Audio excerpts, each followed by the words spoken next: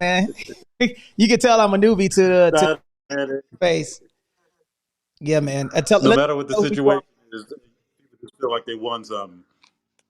Yeah, man. Let me know. Let the people know who you are and what you do, man, because I think this is gonna be really cool, man. Get this conversation going, man. Uh, Yeah. I'm a full-time real estate investor out of the San Francisco Bay Area, licensed real estate broker in California, licensed real estate broker in Georgia, long-term hold investor. I have a mentorship program called the called the Four Data Points Academy. I spent the better part of 20 years in the multifamily industry, multifamily commercial on the operations side. I'm licensed in insurance. I'm not in the insurance business, just so I can speak intelligently about it. I got licensed in it, and a bunch of a bunch of other stuff. That sounds way more impressive on paper, than real live.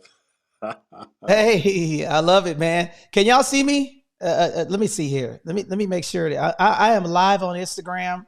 Okay, I'm live on Twitter Spaces. And guys, this is gonna be a hot conversation. I'm waiting for the rest of the homies to pull up. I'm currently live on all social media platforms. We want to talk to you guys about the real estate industry, man. There's a lot of fear mongering going on. There's a bunch of stuff going on in the real estate industry. What do you think about this topic, Otis? I want to go to you. Do you think the real estate market is dead? What's your thoughts on that? No, I mean I lived through when interest rates went up to 7%. So it's not, no, it's not dead. There's always going to be people making money. It's just a matter of the knowledge that you have and the amount of tools you have in your tool belt to be able to navigate it. It's going to be hard for some people, but look, the last real estate debacle that happened in '08, that was one of the greatest separations of wealth since the Great Depression. So there's a lot of opportunity if you know who to listen to and where to look. Outstanding, outstanding. And I see a couple of people down in we're live on Twitter Spaces. Lutz, thank you for joining us. Today, we're going to be giving some statistical data. Listen, now, if you guys hang out here long enough, okay, we're going to be talking about a myriad of things, man. I see my brother Stack Pack down there. I like that new PTR Stack, man. Why are you not on stage, brother? I want you guys I'm inviting all of you guys to come up, okay? If you click the link above my head, you guys will see my costume. The first 5 people that guessed who I am, okay, on Facebook by getting in the Facebook group and looking at my profile. If you put it in the chat real quick, let me know who I represent today. Who am I? Who am I today, guys? Tell me who I am today. I want you to look at my costume and tell me, because I got my costume on right now. And can you see me, Otis? Click the link above my head. Look at. Let me try it. Hold on. All right, so click the link above my head. What's up, Stack Pack? How you doing, brother? How you doing today? I'm doing good, brother. Came to support you. Let's get into the topic. Let's go. Outstanding, outstanding. All right, so my screen went off. All right, so I'm super excited to talk to you guys about, we're going to be talking about a couple of things today. Jill, thank you for joining the space. Jill, thank you for coming to the stage. I just invited you up. Luke on Twitter Spaces, thank you for joining us. I have a question for you. Do you believe that the real estate market is dead? What do you think? It's not dead here. Okay, where are you located at? I'm in Missouri. Okay, Kansas City, Missouri. What are you seeing in your market right now? What are some negotiation tactics that you see?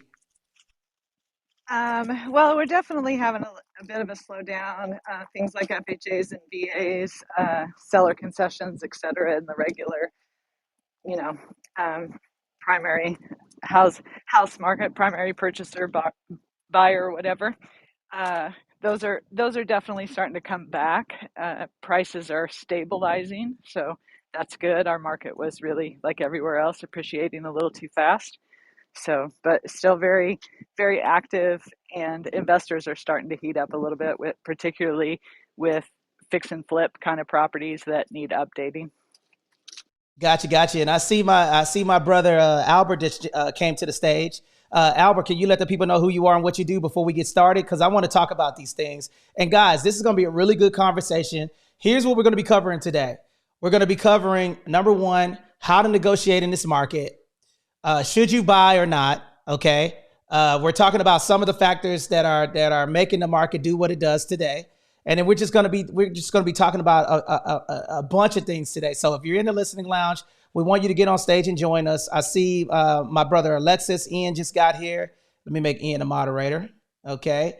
Albert, what do you think? What are your thoughts? Is the market is the housing market, is this the death of the housing market with the lawsuit going on, the interest rates? What do you think? Hey Tony, good morning. Good morning, everyone. My name is Albert Ramos. I am a real estate professional here in Southern California, servicing our military service members and veterans. I've been doing this for about 2.5 years now, and yeah, very challenging market here in Southern California. I think obviously that the real estate market is facing some difficulties, and specifically it's facing difficulties in places that they haven't been felt in a long time. People are calling for a change up at the top, up at, the National Association of Realtors. And that's why this is such a trending topic amongst us real estate professionals, because the change is being asked to be made up at the top where it hasn't been made in a long, long time. Okay, and that now let's talk about some of the things that's affecting the market. Okay, so I want people to jump in and then tell me what you guys. And I see my sister Jamisha just joined the stage. Thank you for joining us. Really appreciate you joining us today. I did have a question for you. Tell me what you guys, what do you see? What do you got? Why do you guys believe the housing market is slowing down? Let's start with that, okay? Because let's give some statistical information on why is it that the houses are staying on market? Where are the listings at? Somebody jump in. I want to hear people's thoughts on this. And Shit Show, thank you for joining us. Luke, thank you for. What do you guys? I The mic is open. Well, people aren't moving. I mean, in certain markets, there is migration going on, but it's typically people selling a home and paying all cash for another, and they don't have to contend with the financing component and the higher interest rates. But people are stagnant because, the house that they can sell where they have a 3.2% interest rate is not going to be the same house that they can get into at 8%. It's going to be less house. So that's one of the things that people are having to contend with. That's just can I jump in here as well, Tony? no, you don't have, So brother. Go ahead. Okay, so real quick, guys, I just want to know in the chat how many of you guys are real estate professionals. Okay, I just real quickly in the chat, I just want to know how many of you guys are real estate professionals and how many of you guys are just here for the information, because this plays a super crucial part in this. Okay, because in order for you to be the best in your area, you have to be the best informed, so that way you can educate your clients and figuring out why is it that it might be a good time or it might not be a good time for them to buy. For example, the reason why I say that is because right now, the reason why a lot of people are being, I've been seeing it for like the past year. When interest rates actually started to come up, people have been saying, "Oh well, right now is not a good time to go to buy a home because interest rates have been going up," like my brother just said, right? But here's the thing, guys, we are being compared, and the news cycles that are going out there, if you compare 2020 and 2021, which are essentially the years that are being compared, we just came off the hottest real estate market in decades. Okay, guys, so of course things are going to look down if you compare us to the hottest real estate markets that they were in the 3%, 2.5, 3%, that now we are all the way up in the 8%. But I bet you won't compare them with the 1980s. I bet you will compare them with the 1990s, where interest rates were at 8 and 10% as well. So that's why it's so important for us to understand that we have to compare apples to apples and oranges to oranges whenever it comes to the real estate market, and to put people at ease. Because I had a lot of clients that were looking at me when interest rates started to climb up into the threes and to the fours right now because the interest rates are going up. I bet those people, if I call them up again, it was like, man, you should have bought a year ago. When people ask me, when's the best time to buy real estate? Well, 5 years ago was the best time to buy real estate, but there's nothing we can do about that now. I'll pass on the mic. Well, I think there's people that are, the conversation goes one way when it's just commentary, but people that are actually impacted, that actually got into the housing market, all they could do is contend with the fact that they got in at the hottest real estate market in decades. So financially, they don't have a choice. I mean, they can compare the different, and I agree with what you said, but I think that's more for the people that are just commentating on, hey, the state of the industry. But financially, people just don't have a choice because if they make a move, they can't make the payments. Now, it's not a matter of, there is no such thing as, is it a good time to buy? Is it a bad time to buy? Because it's always a good time to buy for somebody, and it's always a bad time to buy for somebody. It just depends on who you're talking to. So as real estate professionals, when you're talking to your client, you have to look at what their actual situation is and how quickly can you help them meet their financial objective. Because whether it's a good time or a bad time, there's one thing that's never wrong, and that's math. And I'll typically use the math, whether I'm talking to an investor, whether I'm talking to an average consumer, whether I'm talking to somebody that's lending on a property, and we let the math dictate what the best move is. I'll land my plane there.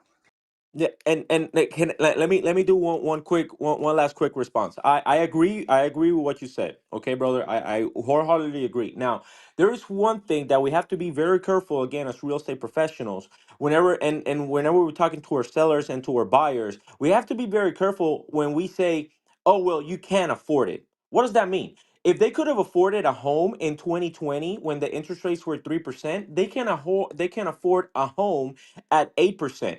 It's just not just not the same borrowing power.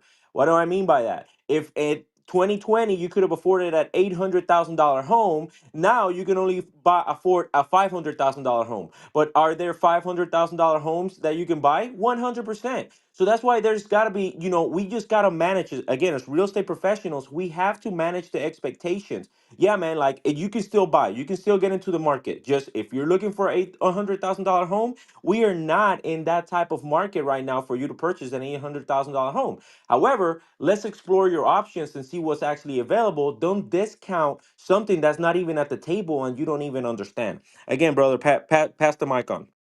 So again, we're talking about two different people. We're talking about people that are already in the housing market, that are already on homes, and people that are trying to get into the housing market. Because it's going to be two different conversations.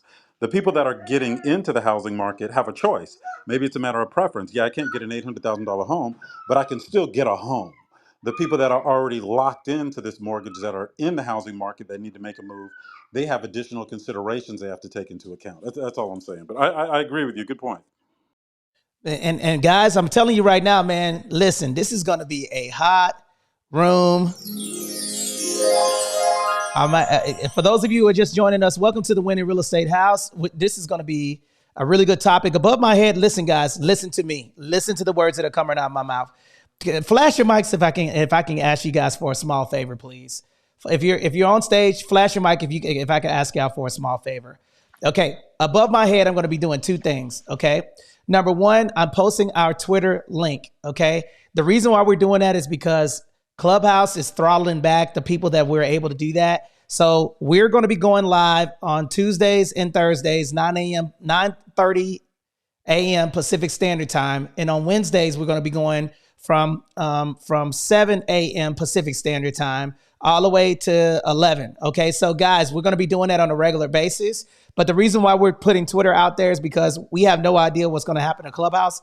And we want you guys to stay interconnected with us. So what I want you guys to do that are on Twitter, I'm on Twitter Spaces right now. Shout out the Shit Show, Luke and Jonathan, that's on Twitter Spaces right now. But if you click the link above my head, follow me on Twitter Spaces and then put a 1 in a chat once you have done that, okay? We currently have 40 people here right now. I better see 41s. Follow me on Twitter.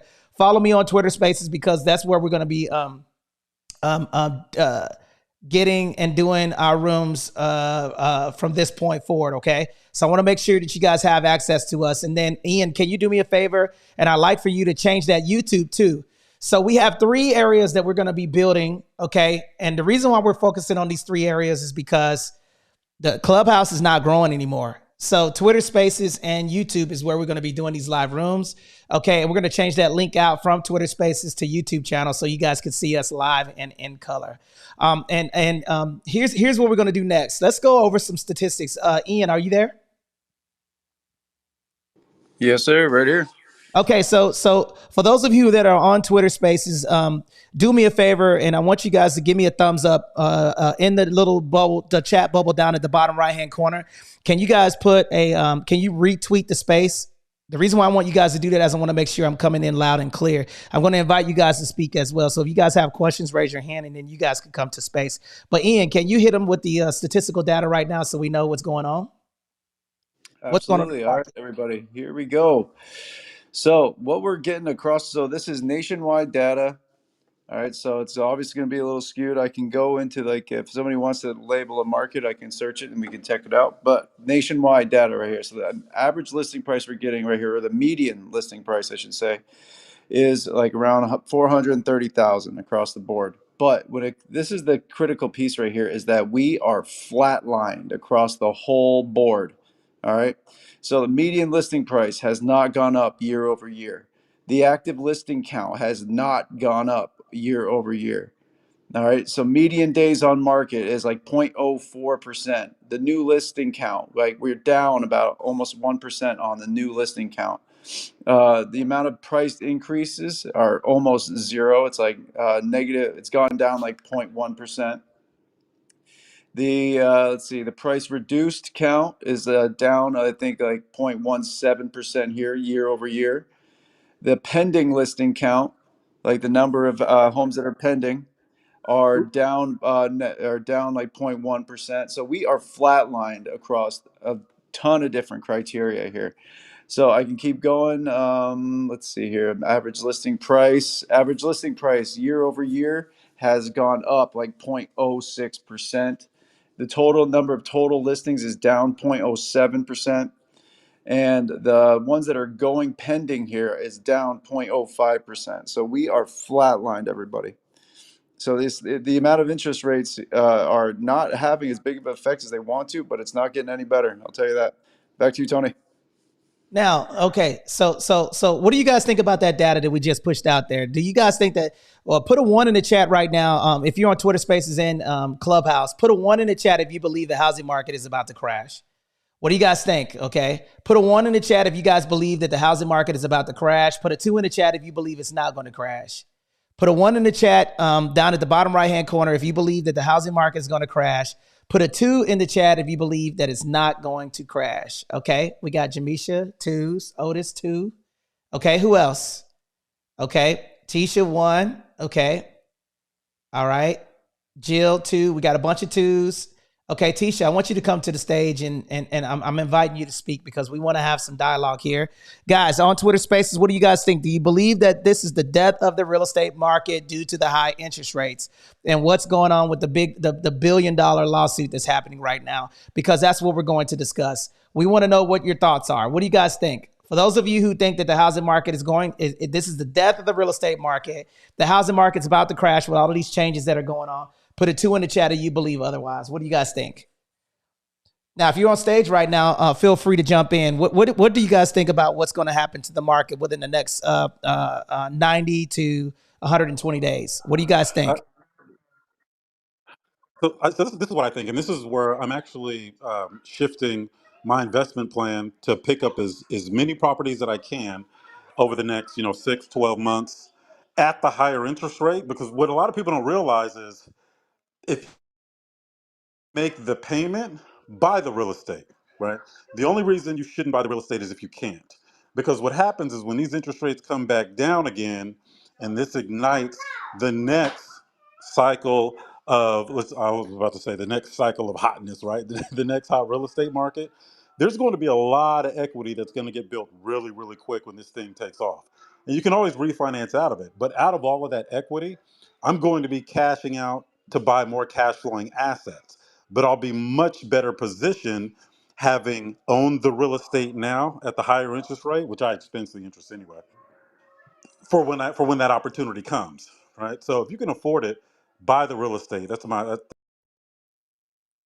Outstanding, Otis. And then guys, who else thinks otherwise? I see a couple of why do you guys now, for those of you who if you believe that the housing market is going to crash, okay, who wants to speak on that? Anybody on stage that want to speak on that? Nobody? Going once? I would Well, I say have I have a question. Hold on 1 second. Albert, Yeah. come back to you. Yep. Let's yield to the lady and then we'll come to you. good morning, everyone. I would just say, based off of the next 90 days or so, I don't think it's going to crash just because all the other stuff going on in the world. I don't think it's going to crash within the next 90 days. Maybe a little after because, just the way things are, maybe a little after, but I don't think so right now. I mean, people are busy making too much money off of it right now, and people are buying regardless. So I just don't see it anytime soon. Outstanding. And then what I'm going to do right now, I'm going to do a quick room reset, and we're going to go back to Albert because I know he wants to jump in. You guys are in the Win in Real Estate house. Do me a favor, at the top of my head, check out the costume that my kids picked out for me. And I want you to guess who I am right now, okay? Click the link above my head that says the SITREP YouTube channel. I am live and in color on YouTube, guys. And do me a favor, put a 1 in the chat if you guys know who I am, okay? Click the link above my head. Look at my costume right now. I got my Halloween costume on that my kids picked out. Okay, who am I? Tell me who I am, y'all. Y'all gonna laugh when y'all see this costume that I got on right now. Then I see my sister Anna that just pulled up. Okay, all right, Marisol, what's up? Okay, Marisol, I'm the chocolate Waldo. That's who I am right now, y'all. If y'all, all right. If y'all click the link above my head, you'll be able to see me and my kids pick this costume out. And since they picked it out and they got me looking all goofy and stuff, I'm gonna pick them up from school in this costume and terrorize all of the children. Okay. Shout out to you guys that support the biggest holiday in the United States. That's bigger than Christmas, actually, is Halloween, believe it or not. Okay. More money is spent on costumes and everything else than it is anything else. And the reason why I wanted to say that, guys, is because of this, right? This is a really good time between now. Listen to me. Right now, listen. And Ian, if you could do me a favor, get on Twitter Spaces and then put the YouTube channel at the top, please. Okay. I'm on it.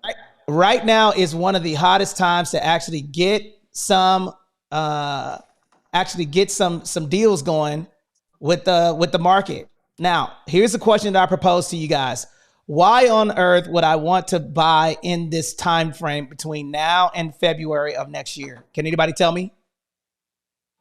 Because this is typically when the market slows down. So you can get, not only is it shifting into a buyer's market, well, depending on who you ask, but predominantly a buyer's market, there's not a lot of movement going on. So any homes that are on the market, they're more willing to work with you. They're more willing to give you concessions. They're more willing to help you buy down the rate. There's a lot of opportunity if you can find something that's worth purchasing right now.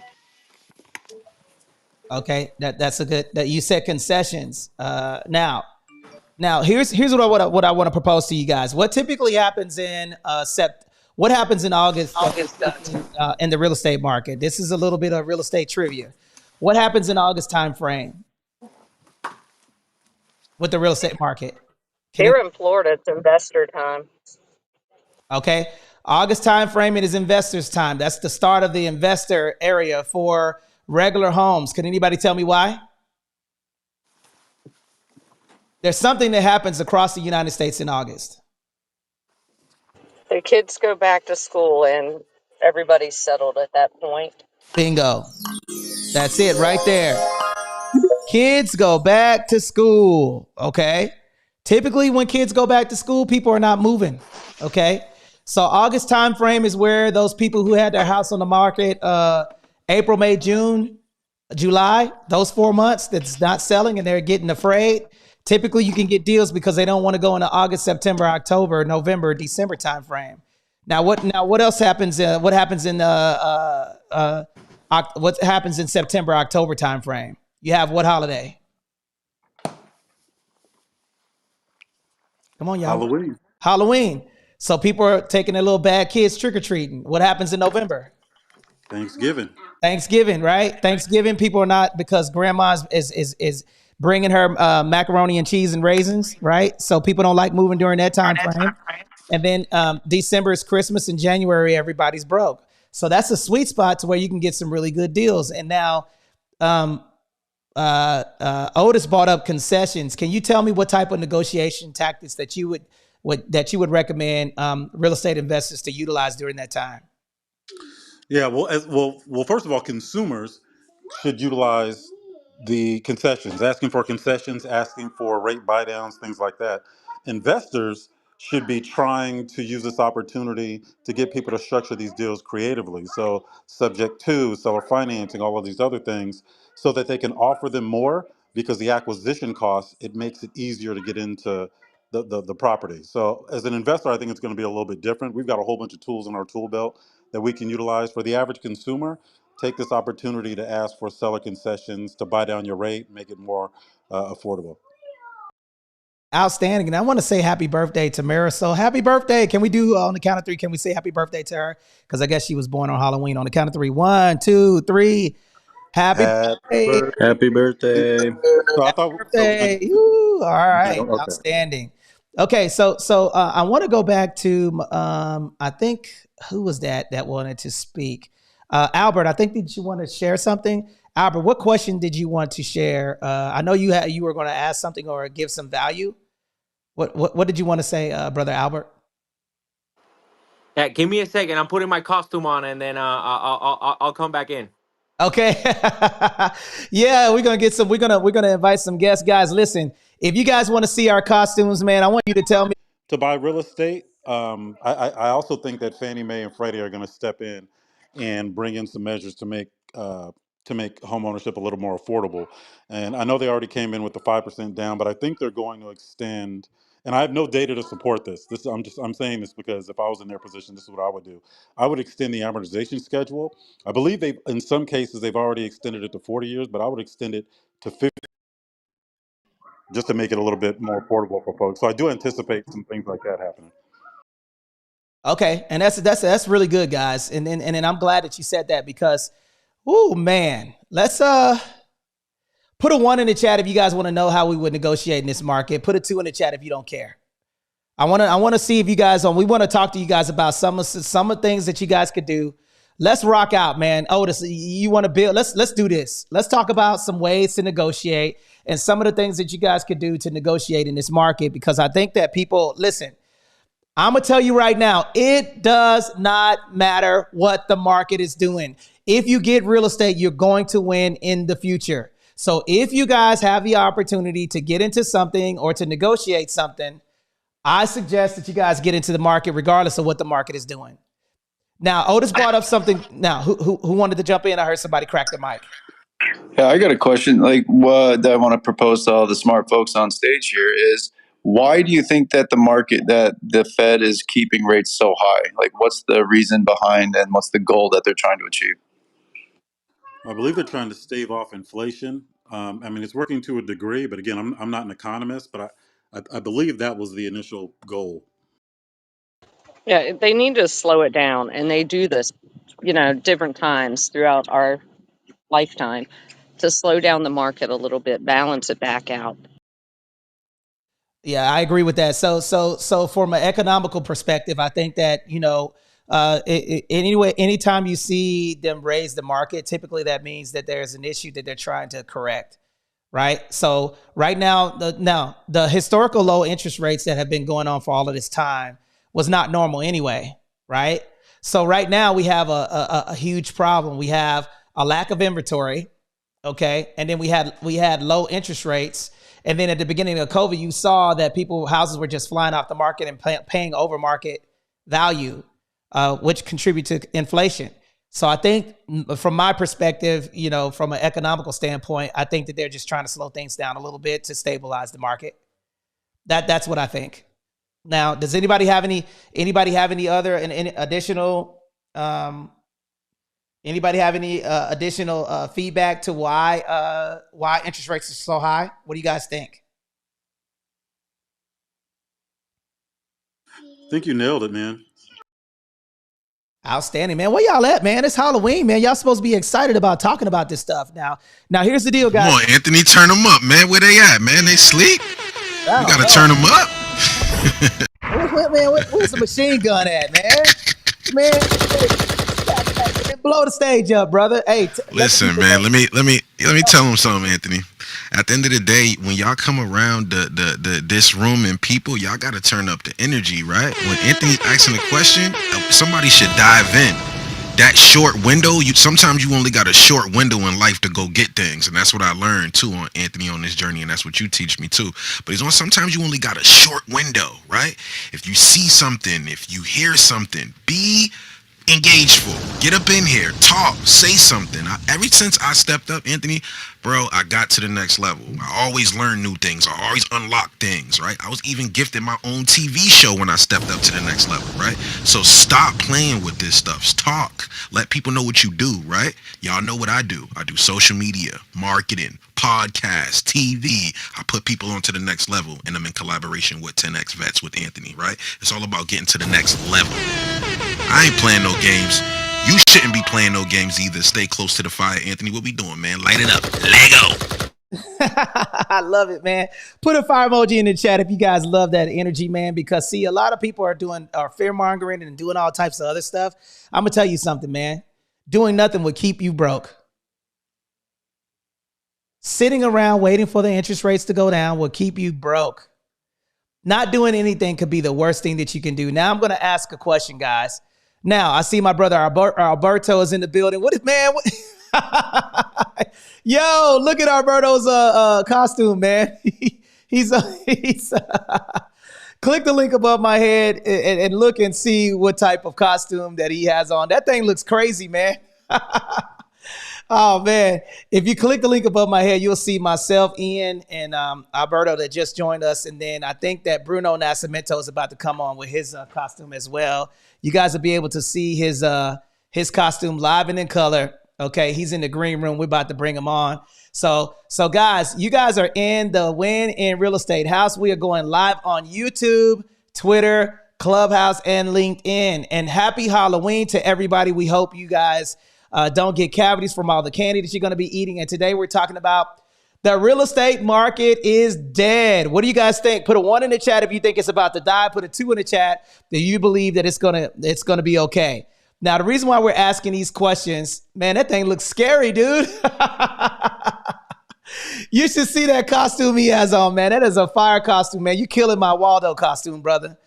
Actually, I'm a Jerome Waldo. That's going to be I'm the chocolate Waldo right now, y'all. So if y'all want to see our costumes, click the link above my head. You'll be able to see the costumes that we have on live and in color. The only one that doesn't have a costume on is Ian Jensen.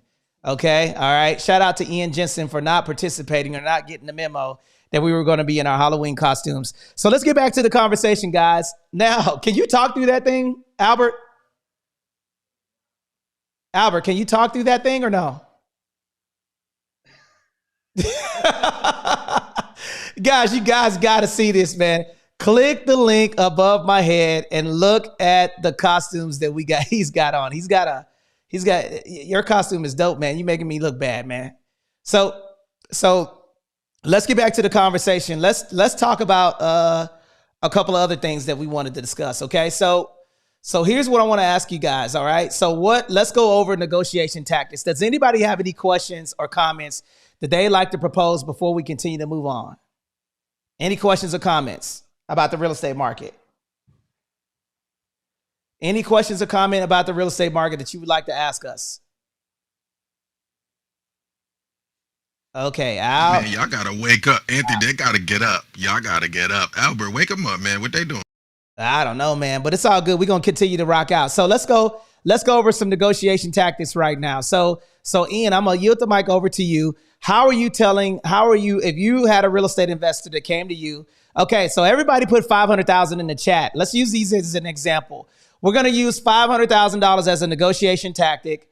Okay, and listen to me. If you guys want to know how we are negotiating on how you could still buy property, we're going to give you some examples of what to do. Anna, can you tell the people who you are and what you do? I saw you sneak in here. How are you doing today, Anna? I'm doing well. I'm a realtor here in Chester County, Pennsylvania. And sorry, I was multitasking. But in any event, I agree with a lot of everything that you're saying. Some of the things I'd like to see different.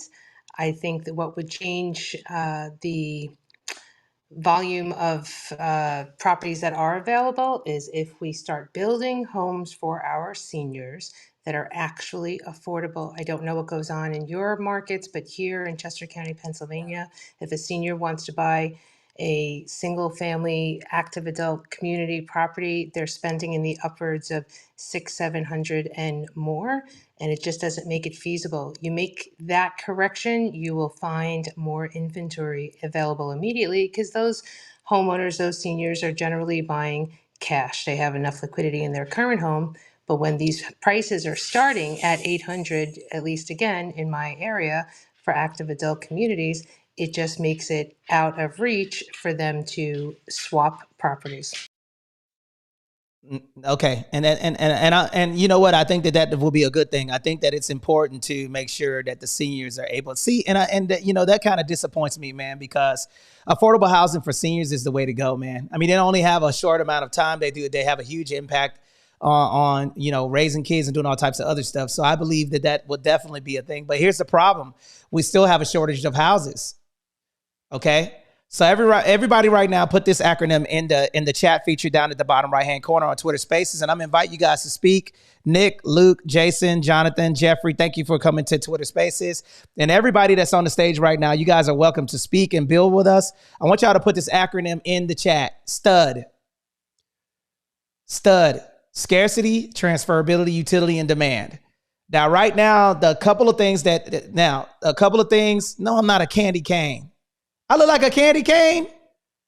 Man, somebody said I look like a candy cane. No, this is not it. Man, somebody click the link above my head, the SITREP YouTube channel, and tell me who I am. Y'all better guess this right, too. Put it in the chat. Who am I? Look at my costume, y'all. Okay. And by the way, I handmade these glasses and the hat. All right. I made the hat, the ball. I actually sewed this myself. I went to ordered this material and I made this shirt myself. Okay. So for those of you who don't know who I am, y'all better know. All right. So let's get back to it. Scarcity, transferability, utility, and demand. Let's talk about that. Okay. So Ian, can you talk about the economical things that create value in houses and why stud is important to today's market?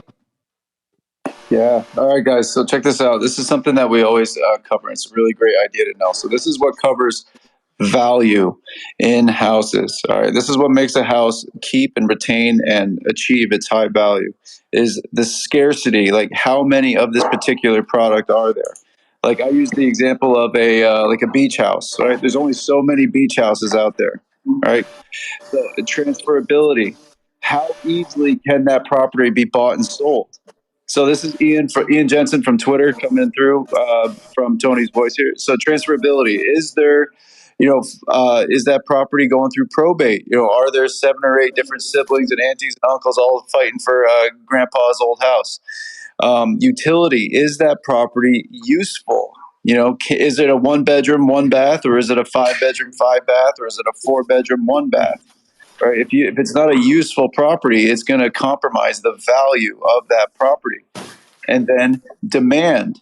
How many people are in the market actively searching out that particular product?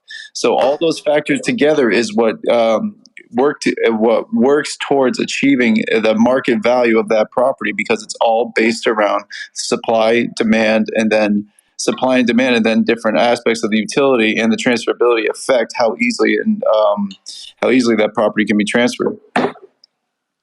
Now, here's another thing too that I want to tell you guys. Like, as we're going through this thing, okay, and we're talking about like the right now we have 2 fundamental issues. Number 1, there's not enough supply. Number 2, people are not moving. Okay, so if people are not moving out of their houses, that means that there's going to be a lack of listings. Okay, so of course numbers are going to be low because of that. The second issue that we have is that people are not abandoning their properties to go from a 2% interest rate to an 8% interest rate. Now we're going to use this example. Ian, can you pull up a mortgage calculator and put it in the chat on Twitter Spaces? Let's do a little bit of exercise, okay? So we're going. Yep, I'm going to do some math, and I hope you guys are following along, because I want you guys to be able to listen to what I'm saying and understand what's going on right now. Okay. So I'm going to show you a little bit of math exercise that anybody can utilize with this example, so you guys will know where am I going to put my money in the event that I want to purchase a property. Okay. No, I'm not Dr. Seuss. Man, y'all getting this wrong. I'm getting mad now, man. My costume sucks, I guess. I am not Dr. Seuss. You're cat in the hat. I'm not Cat in the Hat. Come on, man. Look, look. Y'all can't see who this is. I'm Waldo. I am the Black Waldo. Okay, Braldo, the brother Waldo. Where is Waldo? Y'all remember that? Maybe I'm too old. Braldo is who I am, y'all. The Black Waldo. Okay, thank you very much. Okay, so let's go through this and let's talk about the negotiation strategy right now. So for those of you who are on Twitter Spaces right now, do you have the mortgage calculator up, Ian?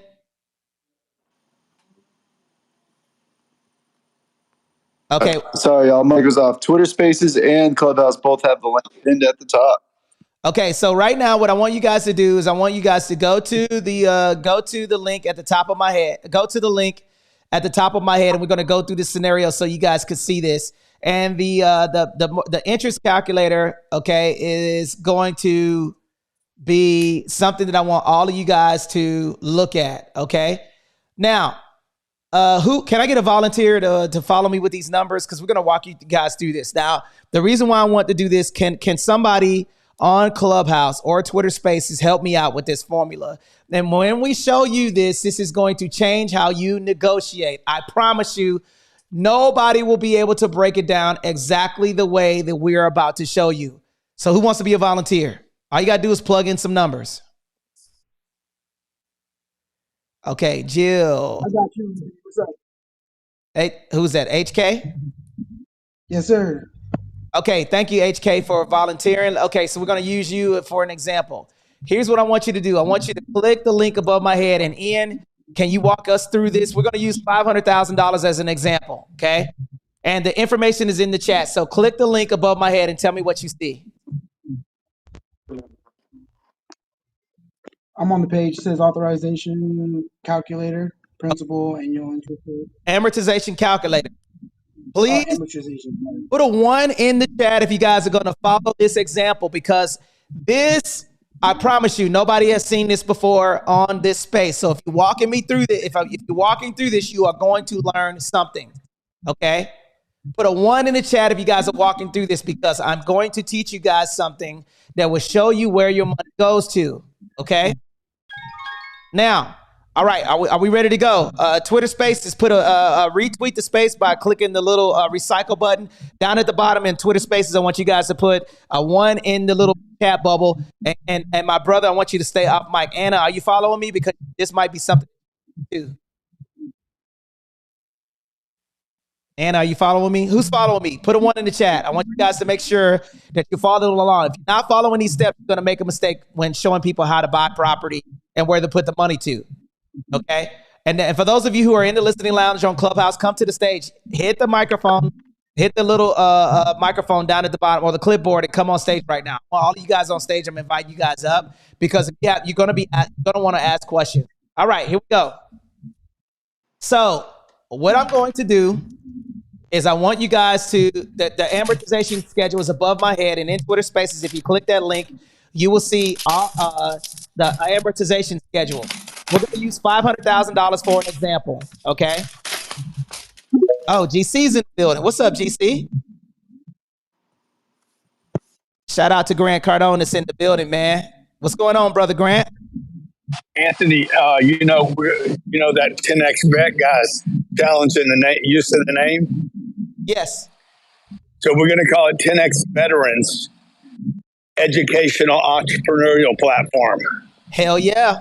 You heard 10x Veep, 10x Veep, baby. VEEP. I love it. I love it. Shout out to brother Grant Cardone that's in the building, y'all.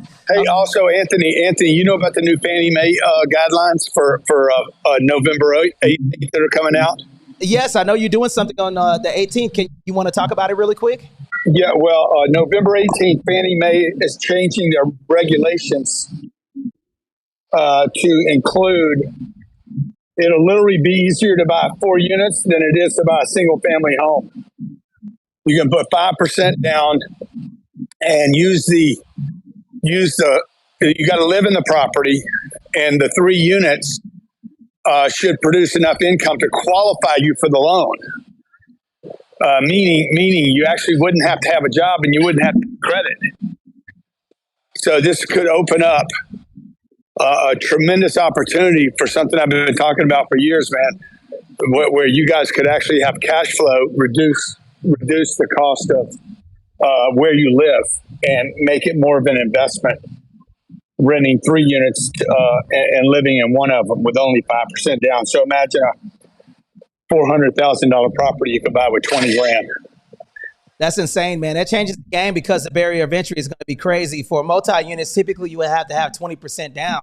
So let's just say, and Grant, do you mind cooking with us for a little bit? I don't know how much time you have, but I definitely want you to talk about the difference, some of the fundamental differences about, investing in single-family home and multi, because you're in that space. Can you cook and rock out with me for a little bit? Yeah, sure. Okay, so if can I give you an example, because I know you could do the math in your head. Okay, so let's just say that you had a 20 units, right? And that purchase price was $2 million and you increased the rent by $100. What would that bottom line look like versus buying a single family home for that? Well, one, you can't increase the rent on yourself, right? So, you're basically increasing every $100 is $1,200 a year. It's going to be $100, 20 units on $100. Yes. 24 grand. It's basically going to be like 400 grand for every $100. So every time you raise the rent $100 on 20 units, you're going to make another 400 grand. If you do that twice, you make almost $1 million. You can't do that in a house because you're paying the rent. A mortgage is rent. Now, see, and this is the reason why I wanted to come on here. And then shout out to that, guys. And if you guys didn't know about what we're doing, we just partnered with Grant Cardone and launched 10X Vets, okay, 10X Veterans. Okay. And what we were doing is that 10X has been around for a long time, guys. And then what we're basically doing is we're bringing financial literacy on how to build a massive real estate empire or business empire by utilizing a VA space. Okay. We just did our first event in sunny Southern California. We had an immense amount of people who showed up, and this thing is going to blow up. And let me tell you this too, guys. Nobody is investing with veterans right now. Okay. So right now we're on a mission to reach 21 million veteran families, guys. And if you guys want to be interested in that, we're going to post a link here at the top so you guys can get on the waiting list for our next event. The next event look like it's going to be in sunny Southern California on how you can invest with a veteran by getting into the multi-unit space with zero money down or buy a business with little to no money down. So, Brother Grant, thank you for giving me the opportunity for that. And we want to talk about this because a lot of people are fear-mongering over the market. Now, while we have Grant here, does anybody on Clubhouse or Twitter Spaces have any questions for Grant Cardone while he's here? Anybody have any questions? I do. Yeah, go ahead, jump in. Hey, Grant Cardone, it's HK. Appreciate everything that you're doing and teaming up with Anthony. My thing is, I'm right in that space right now. I've been teamed up with Anthony and trying to get a multifamily unit for the first time. I am a veteran, and I'm looking to get a fourplex, quadruplex. So, what would be a good starting point in wanting to purchase that? Because I was told you need at least like 30,000 to put down. But if I don't have any money, can I still get it? I can answer that question. That's a question. So for one, just to rock out, you need zero money down to buy a multi-unit. Okay, you can buy 1 to 5 dwelling units. I'm going to rock out real quick for those of you. I'll answer that question real quick. You need no money to buy a multi-unit, 1 to 5 units. Okay, 4 units of occupancy units and 1 business unit. So you could buy a 5-plex, okay, as long as it's zoned for residential, and typically 5 or more units, and 7 units if it's a dual military family. So that means that me and you decide to buy a 7-unit. I would live in one. Everybody put the number 7 in the chat because I'm going to rock out while he's here, and then I'm pretty sure he's going to jump in and add value to this. Okay, but think about this, guys. Okay, Put 5 and 7 in the chat right now. Put a number 5 and a number 7. Okay. All right. And let me explain, HK. So you got this. Number 1, the 5 means that, okay, I live in one unit. You live in, for the 5-plex, you live in one unit that is on one APN, one parcel number. Okay. Okay. 0 money down. It could be 2 million, 3 million thing. And the business unit just like a, you can't put tenants that you have to put, it has to be the business. So even if it is a 5, somebody get that hot mic, please. Hey, how you doing? Okay, 1 second. Okay, 1 second. I want to make sure that he gets this, okay? So that means that HK has a question, and I'll come right to you next, okay? So in the event that you guys are buying a 5 unit, that means that it's one business unit that one can be rented out and 4 additional dwelling units. So that means that you could buy a 4-plex with one business unit attached to it with no money down. And listen, for those of you who are in the space that pulled up, guess what? Every last one of you guys will have the ability to invest with a veteran with no money down by utilizing this strategy. So if you guys want to get into the investment space, that means that you guys could go on title to the property and buy a 5 unit. It's going to be $4 million, $3 million. HK, it doesn't matter. You don't need money down to buy the multi-unit. Did I answer your question? Yes, sir. Outstanding. And thank you guys for quick room reset. For those of you that are here, I appreciate you guys pulling up today. We're talking about death of the real estate market. Shout out to the brother Grant for coming into the space today. We did launch a partnership. 10X Vets is going to be coming to a market near you. So for those of you that are here, we'd like for you guys to hang out and talk with us. Grant will probably pop back in. It sounds like that he was in the gym. And do me a favor, retweet this space. We do these rooms every Tuesdays and Thursdays.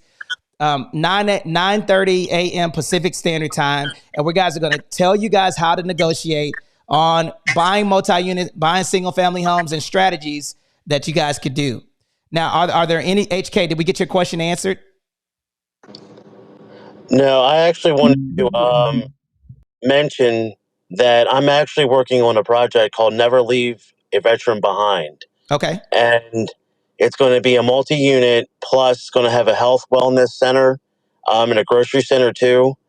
And I'm looking to get funding for it because I did apply for a grant, but that takes time and everything. But I want to work with you and Grant if possible. I already have a proposal for the engineers. I'm working with Fisher Architecture, which is based out of Salisbury, Maryland, which are going to be in charge of the whole project from beginning to end. Plus, they're going to be managing it. I'm just looking for investment. I already have a purchase price, and then the how much it's going to cost for the engineers to go out there to make sure that everything's structurally sound. Okay. And for those of you that are on Clubhouse right now, we are, if you see voices coming through my profile, that means we're live on Twitter Spaces, LinkedIn, and YouTube right now. So guys, if you hear somebody asking questions, so here's the deal, for you, okay? You're looking for investors to do your project, okay? So number one, you can get funding for that project to put veterans into that, and it's called the HUD-VASH program. Listen to me. Everybody retweet HUD-VASH. HUDVASH. HUDVASH. Let me talk to you guys about what this program looks like.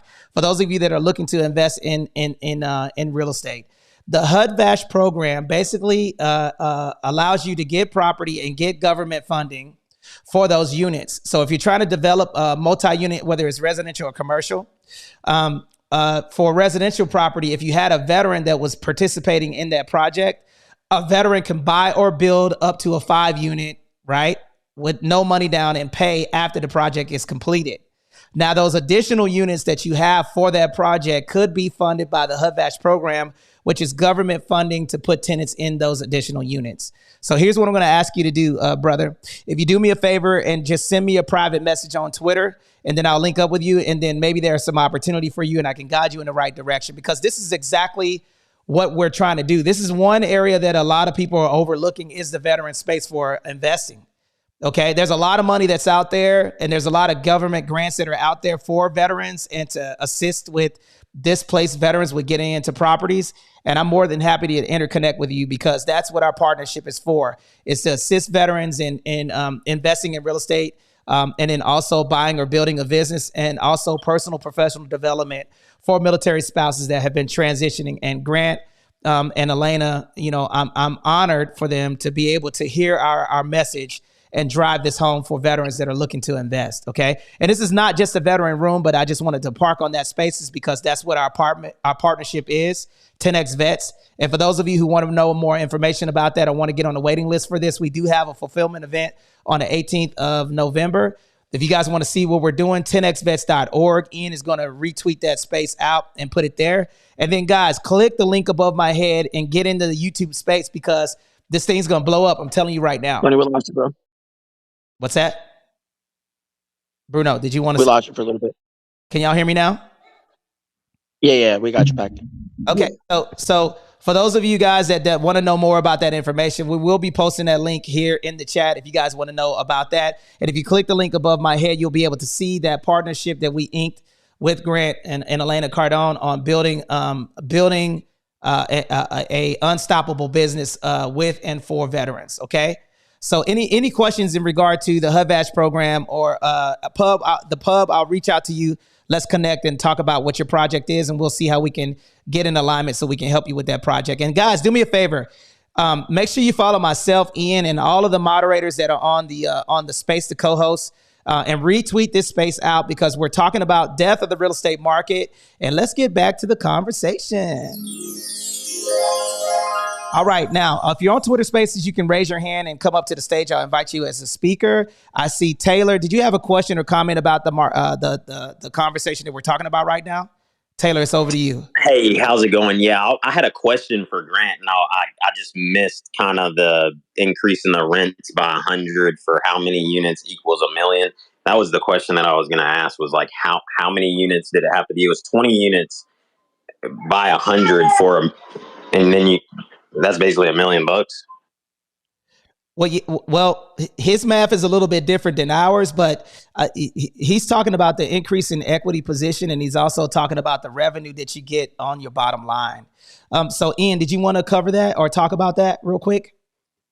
Yeah. So what he's talking about is like when you add, so any kind of commercial property is always valued and appraised by the amount of revenue that it can generate.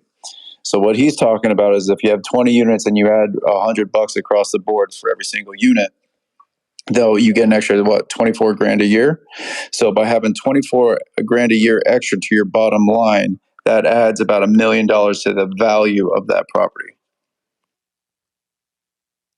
Did I answer your question? Got it. Perfect. And like, how is that calculated? Like, how's that calculated exactly? Like, how does that add 1 million? I know you increased the revenue by 24,000 for the year. So it's like, so then it would be like 24,000 and then times whatever equals $1 million. Okay, so I don't have his exact calculation for that one. If you want, make sure you kind of follow some of his content because a lot of his real estate courses, they do cover that in a deep dive. But that is not 100% what we're doing right now because I don't have, that's kind of his proprietary stuff. But that is how it's done. It's all calculated relative to the revenue that property can generate. And because you've increased the revenue, then that's how it does it over time. So we were saying if you do that a couple times, you're saying year over year, you raise the rent $100, then that's what leads to like if you punch that through the calculation that he uses for his own enterprise, that's how they get to the valuation of adding an extra $1 million to the property. Got it. And then you just take out a loan and it's friggin' tax free. Well, leveraging, it depends on how you do it. So it depends on how you do okay. So you have a home equity line of credit. You can borrow against the equity position in the property, but it depends on if it's commercial or residential real estate. So at that level, right, with increasing just raw numbers, commercial real estate is the valuation of commercial real estate is evaluated on how much money it can generate, not the value of the property, right? So there's a different calculation because the appraised value of the property on other real estate is how much it's evaluated at. It's based off of what's sold recently in the area versus commercial real estate. Anything 5 or more units is how much profit can it generate, right? So, and also you got to take into consideration the depreciation of the asset as well. So commercial real estate, depending on if it's commercial residential or commercial, 39 years for commercial real estate and 27 and a half years for residential real estate. So even if you do, Taylor, let's do some math, right? $1 million property, right? 1 million. I take that, and if it's commercial residential, right? Multi-units divided by 27.5. What is that? I'm doing it right now on my calculator. Divided by 27.5. That's $36,363.63, right? Not to include the rent increase. So it's a combination of things in regard to how that $1 million evaluation comes into place. Number one, how much money you can generate. Number two, the tax benefits with depreciation and everything else.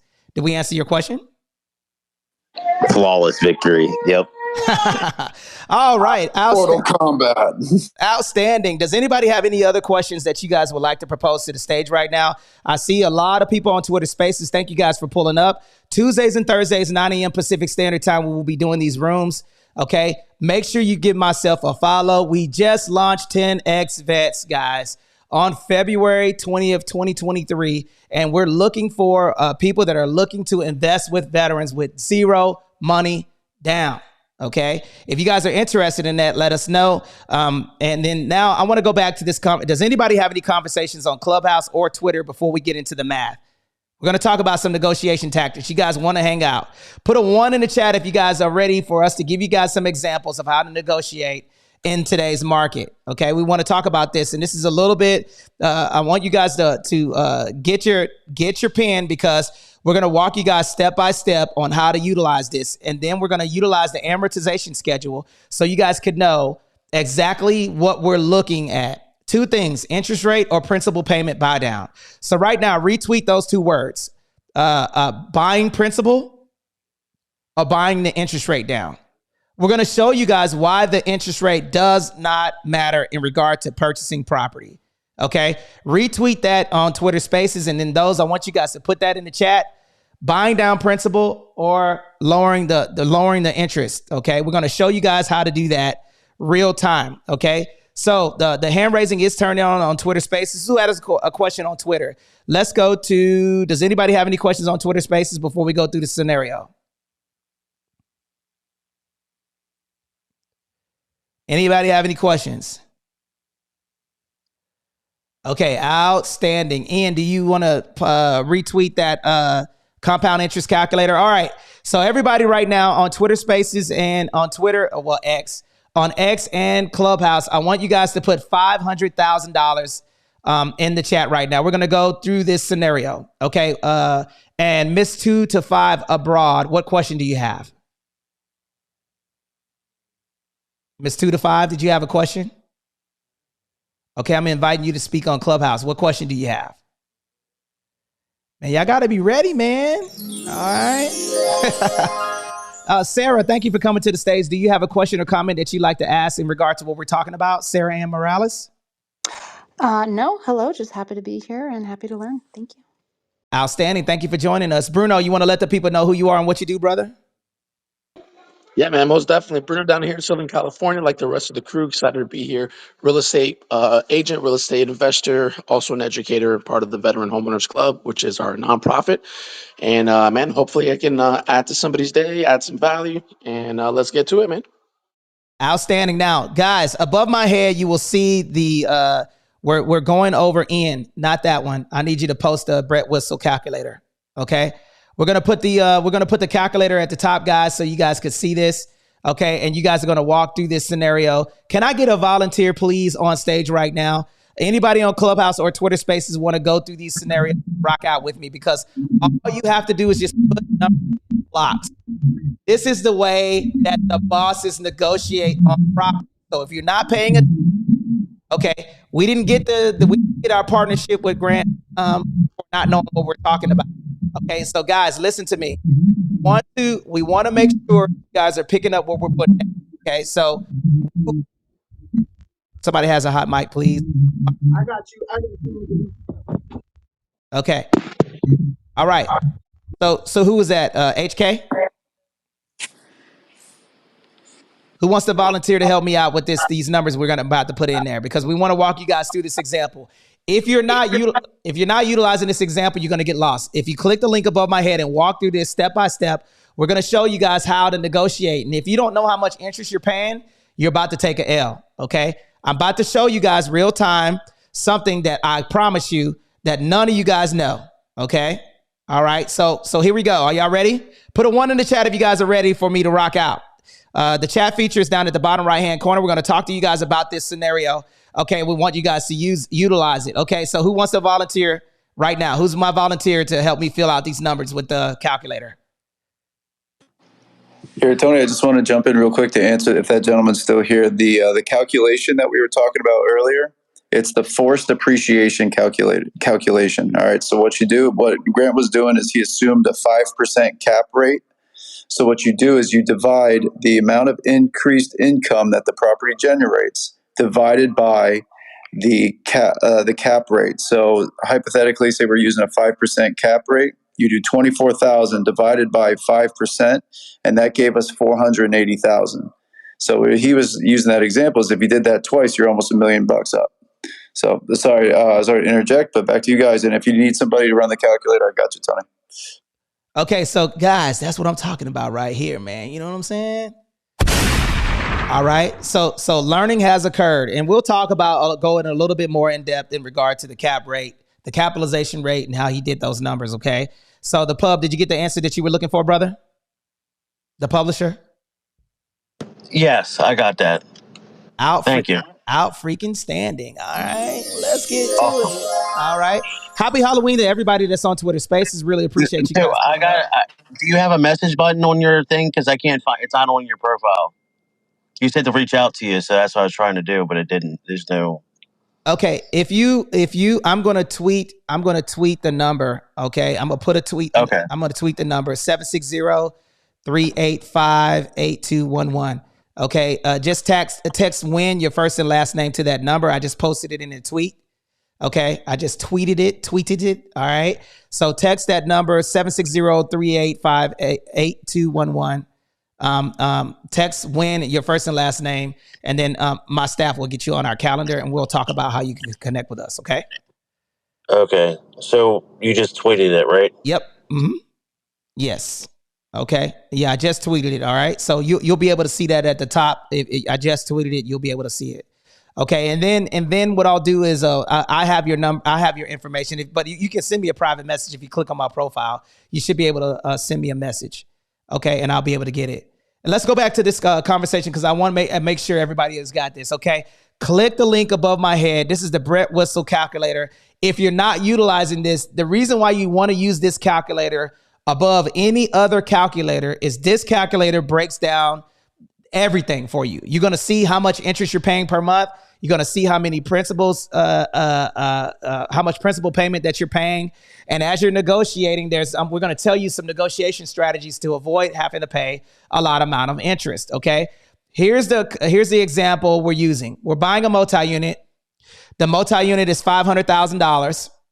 The interest rate is going to be 6.25, 30-year fixed interest rate. Okay. So right now you're going to put the principal is, and I'll break this down, and I'm not trying to insult anyone's intelligence, but we're going to talk to where people can only understand, they never bought a home. They never bought a multi-unit, and they're utilizing a negotiation strategy, and they want to know how to negotiate. This is how you negotiate. The purchase price does not matter. Dan, I got you. I just got the text message. All right. So Dan, I got you, brother. All right. So we'll hop on the call after this. All right. So check this out. So this is what you guys should use. So utilize the link is above my head. The principal is what you borrowed. So we're going to put $500,000 in that calculator. This is a multi-unit. Okay. And payments per year, you leave that alone. That's going to be 12. Okay. Interest rate is going to be 6.25. 6.25. Now, we haven't seen interest rates like that in a very long time. Okay, regular payments is going to be 360, and I'm going through the calculator, so I hope you guys are following along. All you guys, for those of you who are just joining us, I'll go through this. I want you to follow these examples, okay? So now there's no balloon payment, no payment amount. You're going to click the box that says show amortization schedule, okay? Because you want to see that, and then push calculate, all right?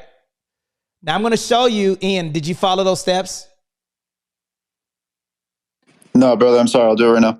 Say again, 500,000. Interest rate is 6.25. all right. 500,000.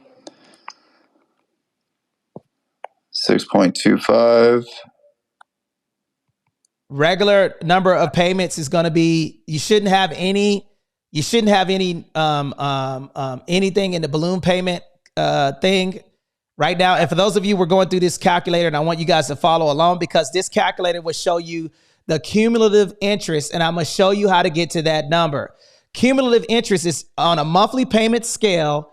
It's going to show you how much money is going towards how much you pay down and how much money you're paying in interest on your first mortgage payment. Now, listen to me, ladies and gentlemen. If you're following along with me, you will be able to see this calculator. If you have questions, please ask me questions, because we're going to show you how to avoid having to pay that much interest. And I'm going to show you guys how that interest payment came up, and you guys can utilize a calculator. We're going to use a regular calculator and show you how the bank does it. Okay. Now, what's that number, Ian? All right. So your monthly payment is $3,078, and that's principal and interest only. Okay, everybody tweet this number, 3,078 in the chat. Okay, put that in the chat. Okay, so a $500,000 multi-unit at 6.25 interest rate for 360 payments is going to be $3,078 a month. So put 3,078. Everybody put this in the chat, and I'm asking you guys to do this for a purpose, because I'm going to show you guys something that most people are not showing you guys. Now, what I want you to do, Ian, is I want you to lower that interest rate to a 5.75 and use the same numbers. Coming right up.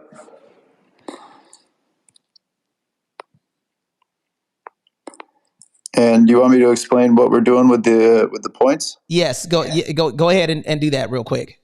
All right. Okay, everybody. So what's going on right here is this is something that is kind of a confusing thing to do in a conversation. But what he's saying is that if you're going to buy your rate down, and if you wanted to lower your rate by 1%, you would have to, so that's your rate going down 1%, it's chopped up in 0.25% of the interest rates, okay, is how they sell it. So they sell it for every, okay, so there's a bunch of different percentage points here. So follow me closely here. So there's something that's called a basis point, and and then where it goes compared to the percentage of interest. All right, so you have to buy 4 basis points to get a 1% interest rate deduction. Okay, so the scenario that Tony just offered up here is a 2 basis point reduction from a 6.25 to a 5.75.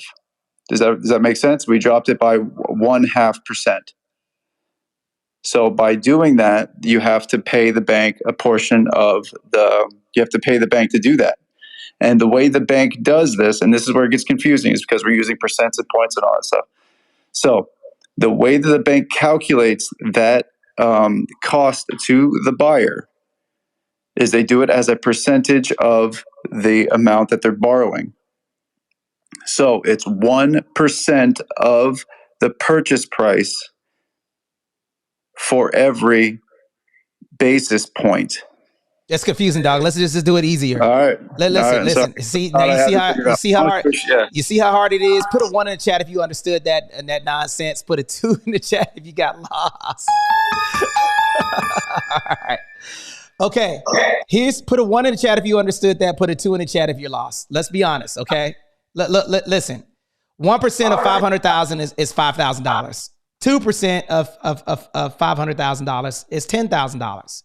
So let's just use $10,000 as a credit to you. That means that you're buying a property, you wrote an offer, The seller gave you $10,000. Okay.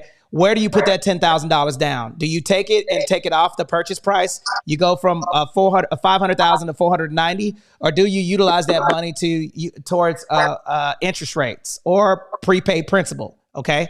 Let me give you an example. Very simple. All right.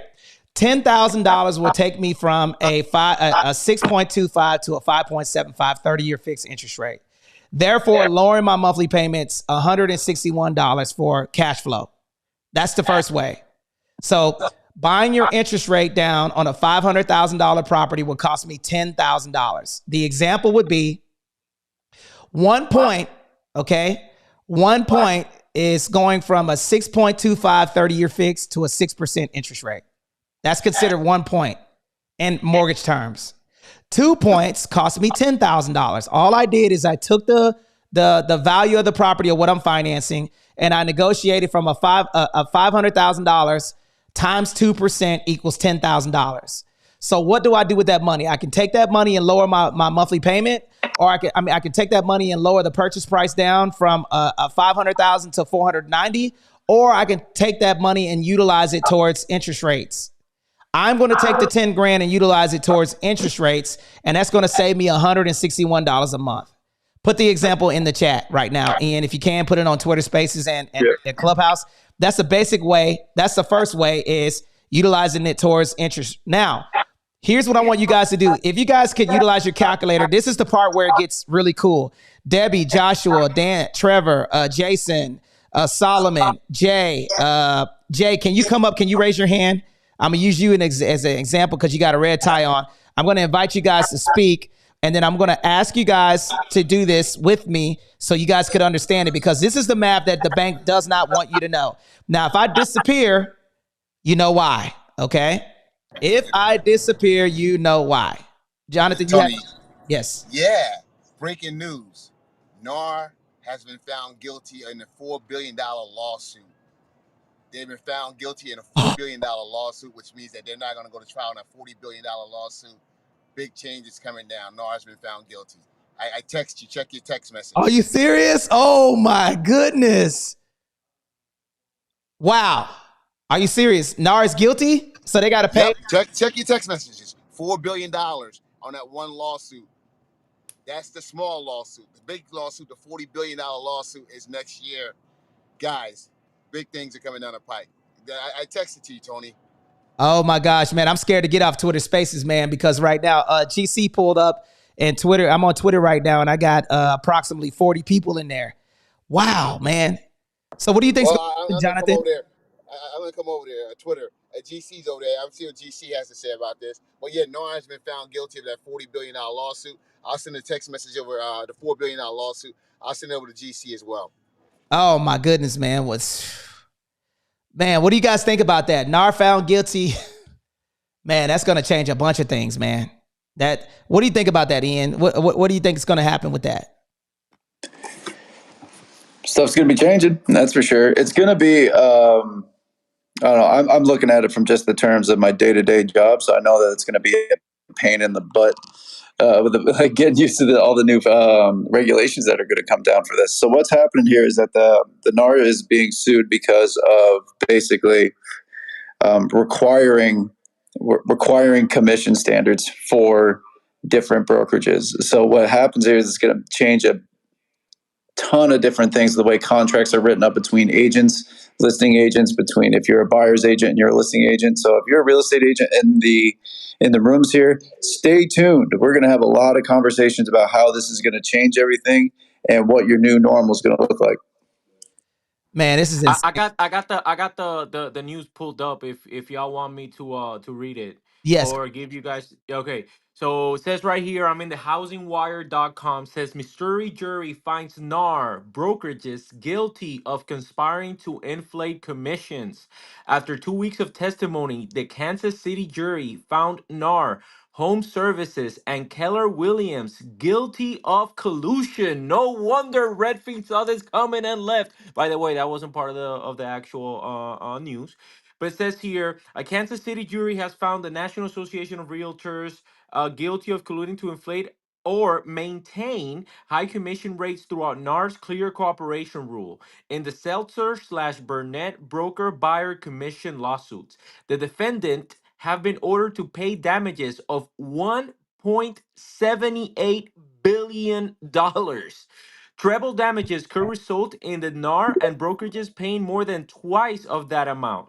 It also opens the door to additional potential class action lawsuits being filed in other states.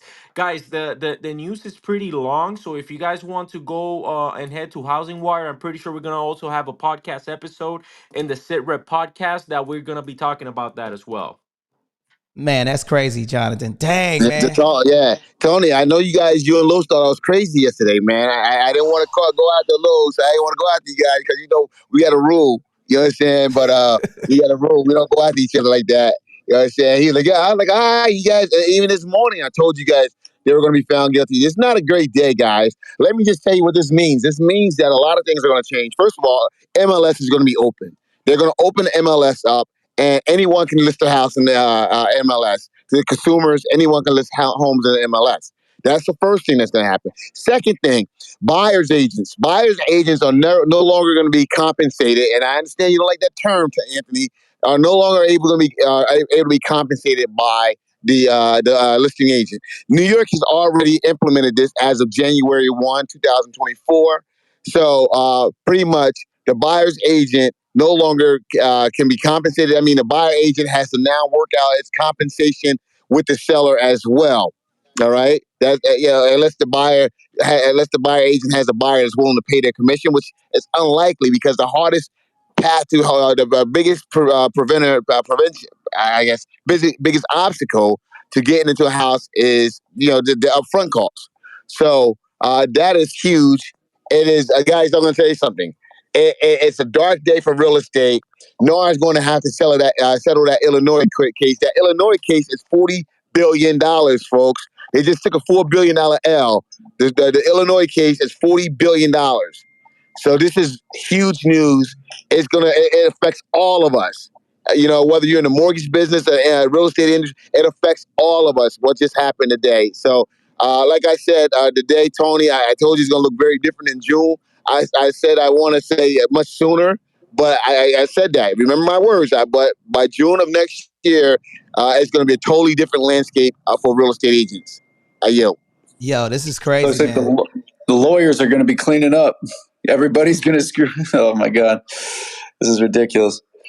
Yeah, this is gonna be man, I don't even know what to say now, Jonathan. All I can say is, hey, y'all better start looking for other. Listen, I'm gonna tell you right now what that means, y'all. For us as real estate professionals, if you are not diversified in your business, you are going to get your lunch money taken. There's going to be a lot of real estate professionals that are going to be seeking jobs elsewhere. Okay. Because this definitely changes everything with that situation being the way that it is. Okay. And then for those of you that are on Twitter Spaces, man, put a 1 in the chat if you guys believe that that it's the death of real estate buyers agents. Put a 2 in the chat if you believe it's going to be a disclosure thing, and then we're going to continue to do business. I want to see what you guys think. Clubhouse, what do you guys think? The mic is open. Feel free to jump in. I want to jump back in. I think like someone like yourself, you are vertically integrated. I think the brokers are going to have to go ahead and the mortgage piece. And guys, we're not safe on the mortgage end either. They're coming after us next. Okay, they're coming after us next. The internet is like a locust, and it's gonna leave not one plant untouched. I mean, and we've gotten away with it for a while, and NAR has done a great job at protecting, the realtors and the real estate agents, and it was just time. It was due. The real estate industry, the internet has affected everyone's pay, with pretty much with the exception of realtors and real estate agents. That is now ended. So NAR is going to come out hard right now to make sure that that the language that they have out there, they're going to be extra careful, because this is I know that they wanted to wait till at least the end of the year so they can collect these dues. But right now they're going to make these changes really quickly, because that $40 billion lawsuit, and Keller Williams, Keller Williams did not settle. Gary Keller was in there testifying last week. Now, guys, I'm gonna tell you something. Remax They smart. settled. they got out. Yeah, They got out of jail yeah, free, man, because they settled for what, yeah. 53 million? 55 million. Remax settled for $55 million. Okay. And said, hey, we want no parts of this. You guys, all right, here's 55 million. Hey, got agents, you no longer have to be a member of NAR. You no longer have to be a realtor. We're going to look at how we do the buyer's agent. Okay. Anywhere Realty, which owns Caldwell Banker, Sotheby's. Okay, can you Who's that? find out what that is? So you're Who on was that? stage. No, I got it. Don't worry. Mr. Bubba. Yep, I I just got him. introduced you. I got him. Okay, gotcha. All right, so now let me just say this right here. And I apologize for that, folks. Anywhere Realty, which owns Sotheby's and Caldwell Banker and a couple other agents, they settled for $83 million. $83.3 million is what they settled for. So going in, everyone has smart attorneys. Okay, I don't know if Gary Keller was just broke. I don't know what's going on. Okay, I don't know why Keller Williams didn't settle. All right, because the writing's on the wall when you have those agency, when you have those brokerages companies settling. Uh, Gary Keller decided not to settle, so he, along with Nar, they're on the hook for this. So I don't see what's going to happen. I don't know what's going to happen with those with Keller Williams, but that's a lot of money. So at this point in time, there's going to be some major changes, and it's happening right now. It's not going to happen, at the beginning of the year. Like I said, New York is already already prohibiting listing agents. Okay, as of January 1, New York State says listing agents are no longer able to compensate buyers agents. Okay, so New York got ahead of this. Everyone's getting ahead of this already because the collusion is obvious. With that, I yield, Tony. I'm gonna tell you right now, Jonathan. I did not think that it was going to be. I did not think that it was going to go this fast, man. I did not think. I did not think that this would go this fast. So what I'm going to do is I'm going to tweet. I'm going to put this at the top of. I'm going to retweet this. Put that at the top in the nest so you guys can read it. Ian, can you find that article and put it at the top, and then also on Clubhouse, guys? This is going to be. Whew, man. I was thinking that this was going to be a money grab and then it was going to change things, but this changes everything, guys. We're going to put that at the top. And guys, we will be doing a podcast on this, unpacking what happened tomorrow. And also we'll be going live on Clubhouse and Twitter Spaces discussing this, because this is going to be, and I'll tell you right now what's going on in the market right now for agents. It's already tough. It's already tough getting offers accepted. It's already tough getting buyers in there. And then this changes everything for the real estate landscape with this lawsuit coming down range. Now, I do have a question, Jonathan. What do you think is going to happen to Gary? I mean, what happens in that scenario where he didn't settle? Yeah, I think he did. I know he's not a quote unquote real estate company no more. He's a technology company. That's what he calls himself now. But yeah, I don't know how they survive. I want to see how they survive. They're going to try to appeal it, of course. But they lost all their leverage. They lost all their leverage. Why? They're going to try to appeal it, but they don't have now. They don't have to sell. These attorneys, they won. It's like whatever settlement they offered them before, it's going to be 3, 4, 5 times. Yeah, So can I jump in here real quick? yeah, So absolutely, go so ahead. Yeah, jump in. okay, so I'm gonna read this statement that was released by a spokesperson of Carol Williams, Daryl Frost. He said that the crucial evidence was not allowed to be entered and alluded to an appeal being filed.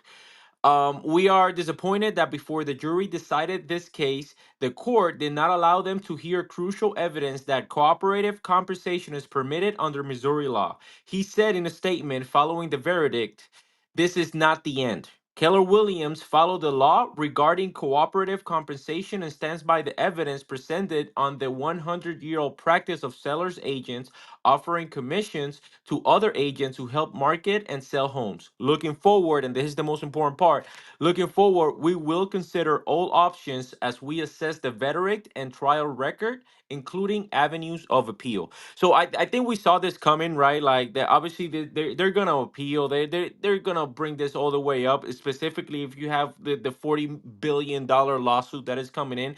However, let me just go ahead and say what I feel, the reality on the ground is going to be from now on, right? If you're an agent that has been providing complete and true value to your client, whether it'll be on the sell side or the buy side, guess what? You shouldn't have an issue. Are you going to have to make adjustments? 100%. We all are. Yeah. The problem, the ones that should be really shaking right now, is the ones that have been just simply getting those clients and haven't been providing the true value to those clients. Because now those are going to be the first people to exit the real estate market. If you're a real estate professional, full-time real estate professional, and you've been providing that value, I think you were still gonna survive again with the adjustments, but it's not gonna be anything that should be a deal breaker for us moving forward. That's just my humble opinion. Albert, I love you, man. I love your optimism. Okay, but I'm going to call Cap all the way around on that one. Yeah, I love your optimism. And I guess what? If I was in your situation, I would say the same thing. Real estate agents are going the way of travel agents. I'll say it right now. And I've been saying it for 3 years on this app. Real estate agents are going the way of travel agents. All right, they're opening up MLS. Now, I'm going to tell you something. The high end listing agents, the agents that's doing luxury listings and things of that nature, they're going to be fine. Okay, because those luxury people are going to they're accustomed to a level of service that they're going to want. Okay, and if you're not doing high end listings, okay, I'm going to tell you this right here. They're going to do a flat fee to allow the public to list it in MLS, and NAR's going to put that out there, and they're going to spread it all out there, and because they're going to be able to, because they get more, they'll be able to get more homes sold, and I mean listed in MLS than they have realtors. Okay, there was a 1.6 million realtors right now. Yeah, we 1.6, sell. yes. Yeah, exactly. We sell more homes than that. So for the individuals to list in there, and they can get a higher fee than what they get from the realtors, and they can tear those services as well. So they're going to make a lot more money going direct to the public. So let me just say this right here: a buyer's agent, you're done. I'm sorry, you're done because what's going to happen is Redfin. This opens the door for Redfin and Zillow to do exactly what they need to do, to come in and be a one-stop shop. Okay, and once again, you guys, and they're going to hire local agents and pay them small fees and say you're going to make up for it in volume. Okay, but once again, everyone else, it's like I said earlier, Tony, in the room, people are like, hey, yo, as a travel agent, we're like, well, no one's going to want to take a trip to Romania and they've never been there and spend thousands of dollars to go to Romania. We're the experts. People aren't going to be comfortable taking their family somewhere. They're putting their family lives online. Guess what? The internet fixed that. They fixed it with reviews. They fixed it with pictures, photos, and everything else. And guess what? We don't think twice about going somewhere. Just go look at the hotel, look at the reviews, look at the ratings, the reviews, the ratings, and everything else. We do that. That is what's going to happen to the real estate industry. And then it's going to happen to the mortgage industry a few years later once they have that lit. We're not safe.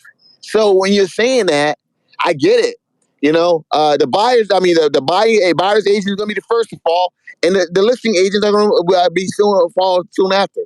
It's going to be specialized agents that deal with luxury real estate. I think is going to be the ones that's going to be able to survive this. If you're not in that market, or if you're not doing that, then you're out.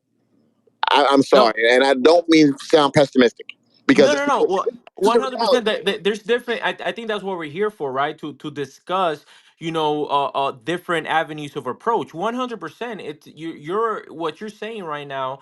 It may in this specific situation where the dust is up in the all up in the clouds. It makes sense to say something like that, right? But let me put you an actual example of something that happened not even 2 months ago. Okay, so me representing, I represent buyers and sellers, right?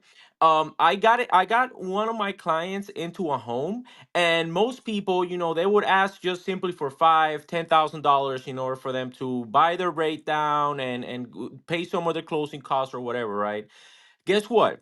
With the knowledge that I had, and I was able to articulate this correctly to the seller's agent, so that way he can understand why was it that we were asking for the amount of money. And this, by the way, wasn't a new agent, a 25 plus year veteran of the real estate industry.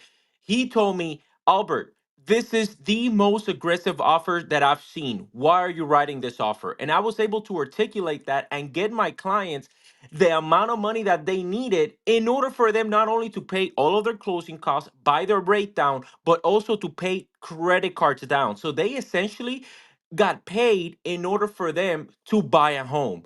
That is the value that a lot of people don't see unless we go out there and we actually educate them. I respect your opinion 100%, but I'm me, brother, I'm a United States Marine. I'm going to make sure that my value I'm going to make sure that my value is understood and it's actually vocalized so that way people understand what we do and how we do it. Agents, if they're real estate agents, please come to the stage because I want to hear your opinion. What you think's going to happen here, and I respect what you're saying. The thing that you're forgetting, Albert, is people aren't going to even make it to you, so that you can show them that value, and that's what you're thinking that you're going to have a shot to show your value. I That's know I'm going to where have a I think. shot. I know I'm going to have a shot because I create opportunities. I don't wait for opportunities to come to me. I create opportunities. What are they going to do? They're going to lock me into my house and they're not going to allow me to talk to people? How do you think I get business right now? What are they going to do? Shut off my social media? Brother, there's opportunities are out there for the taking. If you just sit down and complain about how shitty the real estate market is gonna be, guess what? The real estate market is gonna be shitty. What like a lot of agents have been saying every single time that I talk to agents, well, the real estate market hasn't slowed down. How's it been to you? How's it been to you? I was like, I'm thriving. Because again, because of what was ingrained to me in my military experience and everything, I've never learned how to just simply survive. I've learned how to thrive. And guess what? What most people think that with the same amount of efforts that they're gonna put in, that they're gonna be able to get the same amount of results. I do agree with you on one thing. We do have to pull our freaking pants up, zip our freaking belt, and get to work. With that, I 100% agree with you. But guess what? The people that are not gonna be the one that are gonna be willing to duplicate or 10x, pun intended, our actual efforts, we're not gonna see the results that we're looking for. That's just me. That's just the way. That's just the way that I was brought up. That's just the way that I have. And again, no disrespect to you. I 100% respect what you're saying. But I think it's time for us to get to work. Exactly. Now, ooh, that's what the hell I'm talking about, man. Hey, I'm telling you right now, Jonathan, man. Listen. If you are, this is the thing right now. What I think is going to happen in the real estate market is that people are going to have to get the freaking work. At the end of the day, people are going to have to get the freaking work. The people who are just sitting back collecting a check, thinking that they can go out here and do these things. I'm in the real estate industry. Okay. And Ian, please post a YouTube channel at the top of Clubhouse and Twitter. And for those of you who want to speak, raise your hand and come up here. Listen, stop letting people with less talent outwork you. You're going to have to make adjustments. The real estate industry is not going to go away. I do not believe I'm going to go full time. And I do not believe that the real estate industry, the real estate agents are going to go away. And do me a favor, guys. If you guys are on Twitter Space and you believe that the real estate industry is going to go, the realtor buyers agents are going to go away, put a 1 in the chat. If you believe they're going to be good, put a 2 in the chat. I want to hear from you guys. Thank you guys for coming in and winning Real Estate House. I'm your host. Make sure you follow myself, Jonathan Bing, Ian Jensen, and my brother Bruno Nascimento, and all of the moderators that are on stage on Twitter and Clubhouse. We are coming to you live on Twitter, Clubhouse, LinkedIn, and YouTube. The reason why we're doing that, guys, if you hear people speaking from Twitter Spaces through my profile, that's because we're simulcasting, so we want to make the listening experience good. For those of you who want to ask questions, please raise your hand on Twitter Spaces, guys. If you want to come up and ask questions, let us know. NAR found guilty of $4 billion lawsuit. Is this the end of the real estate agent, the buyer's agent? What do you guys think? Feel free to jump in. Who wants to jump in and speak? Any questions? Any comments? Hey, Anthony. I'm sorry. Hey, Tony. This is Ebonice. How are you? I'm doing outstanding. How are you, my friend? I am doing well. This is a great topic. I think it's something I love what, I think it was Albert. Albert, I love what you said, that it's always been about, those of us in the industry on the real estate side. I'm sorry, the real estate side of it, as the realtor or broker. It's always been an industry of knowing your product, knowing your business, knowing your resource, and knowing your value. I think that this would be, like someone said, if you are a buyer's agent, and you're just going out there picking up the low hanging fruit, you're not really making, talking about the intent and purpose of buying real estate, really being that real estate advisor, advising your clients on how to invest their real estate dollar, and you really don't know your product, you don't know your numbers, you don't know this market. Yeah, you probably are going to have to get in and do the work, learn your product, learn your value.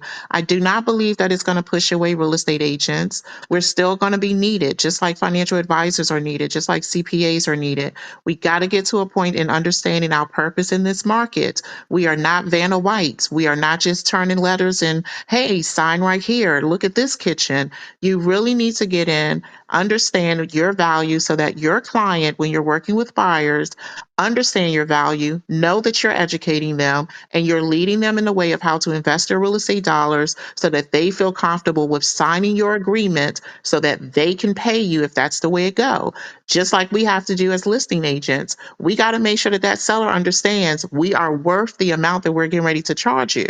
And so now buyer agents got to go and make sure that they're putting in that work to make sure that your buyer feels comfortable with paying you, because when they see that they're now responsible for that 2.5% or 3% or anything, wherever it goes, they're going to have to think about it, and it's going to have to be a part of their budget to pay at that closing cost. So you're going to have to make sure that you are valuable to them. And that's where I think we are. This is, it's not it hasn't really been pretty for those of us who are really working this business and really out here getting the business. Marketing is not going anywhere. You're going to have to start marketing. Home buying seminars are still going to be in place. People are going to have to really partner up with their lenders, their title companies, home inspectors, and so forth. I mean, the value of relationships are going to be important for buyer agents. So I don't think it's the end of us. I just think that people are going to have to really know their industry now. Thank you, Tony. And Tony, I and want to jump in. It's not Go the ahead. end; it's the beginning of the end. Okay, it's the beginning of the end. And so so and like I said, there are going to be some that survive, but it's going to be specialized. Listen to me. I think what you every and you know and Albert was right. You work hard, you create your right now in the short term, you create your opportunities, and if you create your opportunities, you'll be fine. But what you guys don't realize is we're talking about creating Expedia. We're talking about for real estate. We're talking about creating Kayak, Priceline. That's what's about to happen. There's some big names that's going to come out there, okay, and pretty much take over the market the way it's set up now. All right, and so and once again, buyers agents work hard. I believe, I'm gonna be honest, I think buyers agents do more work than selling agents. I really do. All right. People may not like that. So it's like, oh, we went out there, we got it. I think selling agents have a sense of entitlement. Like, we found it. So, whatever. But buyer agents is working with buyers. All right. And walking them through that process, getting the approval and all this other stuff with the lenders, all kinds of stuff. So, it's not a happy day at all. But, this big money that's behind this and that pushed this, that put these people up to this, they didn't do it just just to get the dub. They did it because the business is about to change. And I'm gonna tell you this right here. There are articles. I think Kathy's on stage. Kathy, you saw an article about what was the article? It said that real estate agents, for warning real estate agents to go get a part-time job, another career. What was it, Kathy? Yeah, somebody wrote an op-ed in the New York Times that that if we lose this lawsuit, that's the day real estate agents need to start looking for another career. So Keller Williams, Gary Keller just came out and said that the way to combat this is that everything needs to be brought in house, their own in house MLS system, their own in house mortgage system, their own in house title company, and all other related real estate services is the way to combat this, and not have any cooperating services with other real estate agents. And he calls for the disbandment of NAR. Now, Wow, I told you NAR was gonna they're gonna turn on NAR. Everyone's gonna blame NAR because I Yeah, told you they're doing malpractice. Tony, exactly. that's what I said earlier. Exactly. That's what the statement he just put out right now. Housing Wire put that out. Now So this is gonna be interesting, y'all. And listen, we're gonna be doing a podcast on this. This is what I wanted you guys to do. Okay, if you guys are enjoying this conversation, down at the bottom, I want y'all to tweet a fire emoji in the bottom right hand corner, that chat feature that has 48 on it. Put a fire emoji in the chat, because tomorrow, 9:30. I mean, what time, Jonathan? Did you change the time that we're gonna be going? Yeah, well, 5 a.m. Pacific, 8 a.m. On the East Coast, Eastern. 5 a.m. Pacific Standard Time, 8 a.m. Eastern Standard Time. We will be covering this topic. And then following that, myself, Ian, Bruno, we're going to be doing a podcast on this to break down this lawsuit. If you guys want more information about that, the YouTube channel is above. I want you guys to do me a favor right now. If you do not want to miss this, because we're going to break down everything that you guys need to know about these lawsuits. So what I would like for you guys to do is above my head, okay, you guys will see the YouTube channel. Click that link above my head, okay, and subscribe to the YouTube channel and put a 1 in the chat that you guys have done that, because this is the deal. You guys need to know what's going to go on, because this is going to affect the real estate market. It's going to affect how we're going to be negotiating as buyers in this market. And it's going to definitely affect everything that we're doing in regard to this stuff. So guys, click the link above my head, subscribe to the YouTube channel. And then also, for those of you who are on Twitter Spaces, click the link and follow me on. We're going to be doing a live YouTube channel, so you guys will be able to come on and ask us questions tomorrow.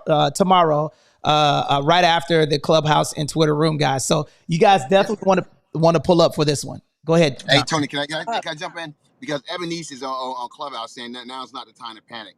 Ebonice, I'm so sorry. And I'm not one I'm not a scare tactic. I'm not a, what you call it. Now is the time to panic. Because I'm going to tell you this right here, and I said it earlier. NAR did not prepare you guys for this. Okay, this was a $4 billion lawsuit. There's a $40 billion lawsuit that's happening. Okay, they just lost this. This is their trial run. They just lost this. They're going to do everything in their power not to lose, not to go to trial on that $40 billion Uh, lawsuit. So, I'm gonna be honest with you, agents. It's now work hard. can, Now is the time to start looking for other avenues that you can integrate. Tony, you're smart. You vertically integrated. You had the mortgage, you had the real estate, all the stuff that Gary Keller was just saying. You said, and Gary Keller pretty much said that Noah was doing practicing malpractice. You and Louis Callahan called me crazy yesterday when I said all that. I had no backing, and you guys, and they love you guys, and I got a big mouth, so people don't love me as much. So they were agreeing with you, and I was like, okay, we'll wait this out. And not even 24 hours later, they lost the lawsuit. And it so took so two can I hours for them. 2 hours for them to deliberate. 2 hours. They didn't take them long at all to deliberate. Closing for argument $4 billion, 2 hours. Wow. yesterday afternoon. They finished closing arguments. They deliberated for 2 hours and then came back with a verdict. This is strong, guys. so can I Zillow came out and said that compensation for real estate agents is oh, now I lost my place. It, is now going to switch to the internet as subscription services. Boom! Told you. Wow. Zillow, that's what Zillow has come out and said now. And can I ask a question? Can I just kind of ask a question, right? So in our business, as in the real estate industry, right? As the realtor side of the real estate business, we are and we should be constantly in direct and personal relationships with a community, correct? We are the first face of interaction, the first voice of understanding. We should be, none of that's changing, correct? People are still going to be buying homes when these rates get comfortable. And even now, people are still buying, correct? So you're basically saying that the real estate broker or agent who's getting and working and building relationships with individuals and communities who still want to buy houses, and we still, so for instance, if you're saying that we're now getting to the point where a listing agent is not charging 5 or 6% because they have to split that commission with a buyer's agent, so I'm no longer going to get paid for my services when I go and sit in front of in front of a seller, and I tell them what my new rate is. I'm going to be outcast. I'm not going to get the service. I'm not going to get the payment. And people who are looking to work with buyers and they're doing their same marketing, and now they have to tell their buyers, now you are responsible, which is what the contract says anyway.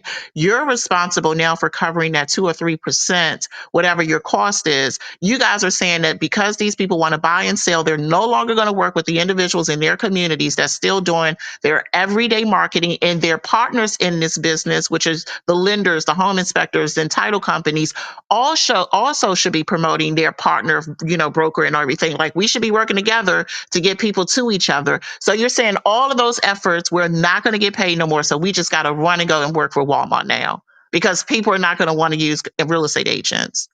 I People, think that's Exactly. overboard. No, I Exactly. think that's overboard. I Exactly. think That's that's what we're saying. overboard. In that No, case, then we all should be worried, even the lenders, because in that case, if we can go and be worried about this, then they can also go and say, okay, well, we don't need the lenders, the actual okay. people. We can use a system that can go ahead and just put in your information on the online application, and we just work with somebody to. I mean, then we all should be worried. And I think that's a Ebony, little too extreme. Ebony's what? See, and here's the thing, okay, and that's why I said earlier that the lenders aren't exempt from this. They're coming after us as well. I did say that. Okay. Now let me just say this right here. And I say it's gonna take a time because the complexities of people credit and financing and all that other stuff. They're getting it down. So no one's exempt. But Ebony's what you're failing to understand is that this is the only country where people were getting 5, 6, 7% for selling a home. In the UK, it's 2%, pretty much 2% of what it costs. And Australia, 2%. That 6%, that 5%, that was way too expensive. And that's why you heard what Kathy just said. Sorry about that, guys. I'm driving at the same time I'm talking. Kathy just said Zillow put out that Zillow is already letting you guys know where this is going. Everything that we said was going to happen is happening. And what you're thinking is that people are going to say, "Well, we're going to work with Ebenezer." No, they're going to look up and they're going to say, "Hey, you want to sell your house? Whatever. This is we're charging this Zillow because once again, they're going to go after bulk." Okay, and they're going to be able to do bulk, and eventually they're going to keep raising it up, and up as they capture more and more of the market. Okay, and then that's when they're going to get filthy rich. Okay, but they're going to start with the low flat fees or the low percentage, like 1%, 1.5%, 2%, or whatever, and they're going to capture all the market, get everyone hooked on that. Okay, and then they're going to run everyone out of the business, and then they're going to start inching it up a little bit. But once again, yeah, you will be gone because people are going to look at I don't care who you are. You give me my sister. If you're telling me working with you is going to cost me 6%, and I can go here and get it for 2%, yeah. But So here's the thing, Jonathan, really quick, and just really quick, and that happened with Redfin, right? Redfin came in and they started this saying, "Well, we'll sell your house for 1%," right? Um, it didn't work. It happened plenty of times with Zillow when Zillow tried to come in and say people want in person, they want personal, relationships with lender. I mean, with that's agents. why this Now, lawsuit came in this place. is well, Did That's why this I do, lawsuit came in I place. understand, but I'm just It saying didn't to work you. because the way things were set up. There's a Well, monopoly. but here's the thing: if One things second, one second. change, One right? If second, Ebony. Ebony, okay, 1 second. What you're doing is see what you don't understand is why lawsuits happen. And Tony, I'm so sorry, I didn't mean to take over your room, but because with my voice. But what I'm trying to tell you is what happens now is that lawsuit said it was collusion. The reason it didn't work because there was so many things working against them. Okay, you agents colluded and made sure it didn't work. Okay, you guys now all that stuff is off the table. There's the language and everything that's going to be out there. It's going to be so vanilla and precise. You guys are no longer going to be able to collude and prevent these people from penetrating. It's Okay, going to be a Redfin disclosure. left. Jonathan. I'm going to go on record and say, I still am going to double down that it's going to be a change in the contract. I do not believe that Zillow and Redfin are going to be able to take out the agent. I'm sorry. I'm sorry. It's too many. It's 2 million realtors, bro. Like, Okay, home regard- services. Here's what home services just came out and said. This is a relentless battle that won't stop until every piece of data is collected and every commission dollar is wrung from the agent's pocket. I believe that too. That's what home services has come out and said. And so all of them are making statements right now, and they are it's this is bad. This is bad, and it's not just Listen, changing the it, disclosure. It's not going to be just, oh, well, the consumers still need us. No, they're proving to the consumer they don't need us and that we're overpaid and that we don't need us. We are now the travel agents of 2023. Okay, let me interfere real quick. Let me interfere real quick because one second. One second. One second. okay, go ahead, go ahead. 1 second. Let me reset the room, guys. You guys are in the Win in Real Estate House on Clubhouse and Twitter Spaces. Man, if you guys are enjoying this conversation, put a fire emoji, retweet this space out, put a fire emoji in the chat. For those of you who want to, for us to continue kicking it like a sensei, we're going to go for a couple of more minutes, and then we're going to do an emergency YouTube thing later on today, and tomorrow we're going to be bringing this to you guys because we really think. I don't think that I'm going to tell you something right now, man. Listen, okay. I believe that they're going to change the disclosures. Again, I do not believe we got to stop fear mongering. We got to see what's going to happen. Is this a blow to the real estate industry? Unequivocally. Did NAR lose this lawsuit? Yes. But changing the disclosures on how the buyer's agent is compensated is what they're going to do. I do not believe that it's going to be the death of the real estate agent. I just do not believe it. Okay. Because like I said before, Redfin, Zillow, Trulia, all of these companies have been trying to do it for years, and they have not been able to remove the personal touch. Now, do I see it getting more, the buyer's agent, that compensation coming from somewhere? Absolutely. Right. And then do I believe that they're going to have to change the disclosures within the contract for the buyers? Absolutely. Do I believe that in the listing agreement that they're going to separate the listing agreement, the agency agreement, and the buyer's agreement? Absolutely. But I do not think for 1 second that realtors are going to be gone. I just don't. It's too much revenue. It's too much. It's too much revenue coming into the GDP for them to just eliminate real estate professionals. I'm sorry, respectfully. I agree. 100% And agree.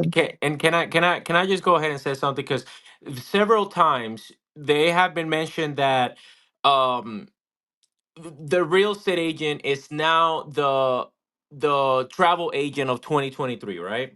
That is I'm trying to be as respectful because I really don't want to, but that is the most absurd thing that I've ever heard in my entire life. Let me tell you why. And it's because travel agents, that is a want. You have to understand the difference in between a want and a need. Do you need to travel? No, you don't. Do you want to travel? Yes. And it would be cool if somebody helps you to travel. Now, do you need a home? Yes, you 100% need a home. If you go, do you not, let me put this another in another perspective. Do You you want, need you don't do know. you need to have a lawyer present in a courtroom in order for you to get if you get sued? You don't, right? But you want a lawyer there present with you. Why? Because he knows and he understands how to communicate, how to get you out of a certain situation. It's the same thing. It's the same thing with a real estate professional. And by the way, the biggest investment that most people make in their entire life. So I think it's pretty absurd for someone that doesn't really, from what it sounds like, doesn't really understand the true definition of a want and a need. And Nobody needs to buy a house. People want to buy a house. And I've been doing it 45 years. And I guarantee you, I have forgotten more real estate than you'll ever We know, got to dude. stop doing that, Kathy. Okay, Well, respectfully. Wait. that's not Wait. right. 1 second. I don't care how long you've been in real estate because I can ask you a question that you do not know. Okay, if we want to do that, then we'll go there. Okay. So one thing that we're not going to do in this space, this is a professional space. We can debate without disrespecting people because your license and his license or anyone else's license, whether you're 1 year or 40 years in real estate, doesn't mean you know everything. Okay. We're not going to do that. Okay. I want to make sure that we keep it even playing ground. This is not the night room. I don't do the back and forth or flexing on people because how long that you've been in real estate, because I've sold $1 billion in real estate and I've been in less time than most people. Okay. So one thing that we want to do is we want to keep the stage respectful. Okay. And if you want to go back and forth and belittle people because they've been in real estate less time, then I definitely will ask you a question publicly that you do not know. I guarantee it. Now, do we want to do that or do we want to keep it respectful? All right. Now, Kathy, you got the floor. What do you want to add, sister? No, I mean, they're setting this up. This has been set up for a long time. They're not pushing home ownership in our world anymore. And all of this technology and everything else like this, I'm reading right here about the Department of Justice wants National Association of Realtors to get out of the MLS business, and that's what they're going to push for next.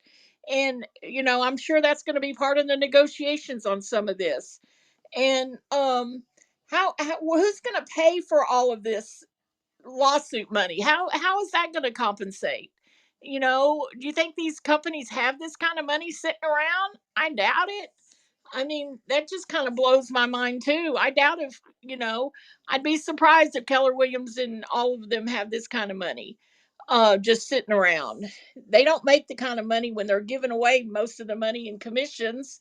Um, you know, that, Anthony. You own a brokerage, you That's the know. good question. So, where does the money come from? Does anybody know? How is this going to? Well, I don't yeah. even. Yeah, I have no clue how they're going to to pay this. Well, somebody just wrote on here that NAR is going to assess every agent in the country through higher dues to pay for this. Well, I don't want to pay for this. Do you want to pay for this? That's No, horrible. I know. Well, that's what somebody just wrote in the comments, on this article I'm reading. But the problem goes back to we got greedy. We didn't educate our consumer, whether it be a buyer or a seller, and we put ourselves in this position. Okay, as much as you know you might think that you do educate them, but the majority of agents don't, and all they focus on is how quick can I get to the cash register, and that's the problem. And you know that's why we've put ourselves in this position. And I really, with Zillow's statement, with what Keller Williams is saying, that they want to go in house and not cooperate anymore, with other big brokerages going to do this, it's going to become very, very difficult to um, be an agent, a listing agent, or a selling or a buyer's agent.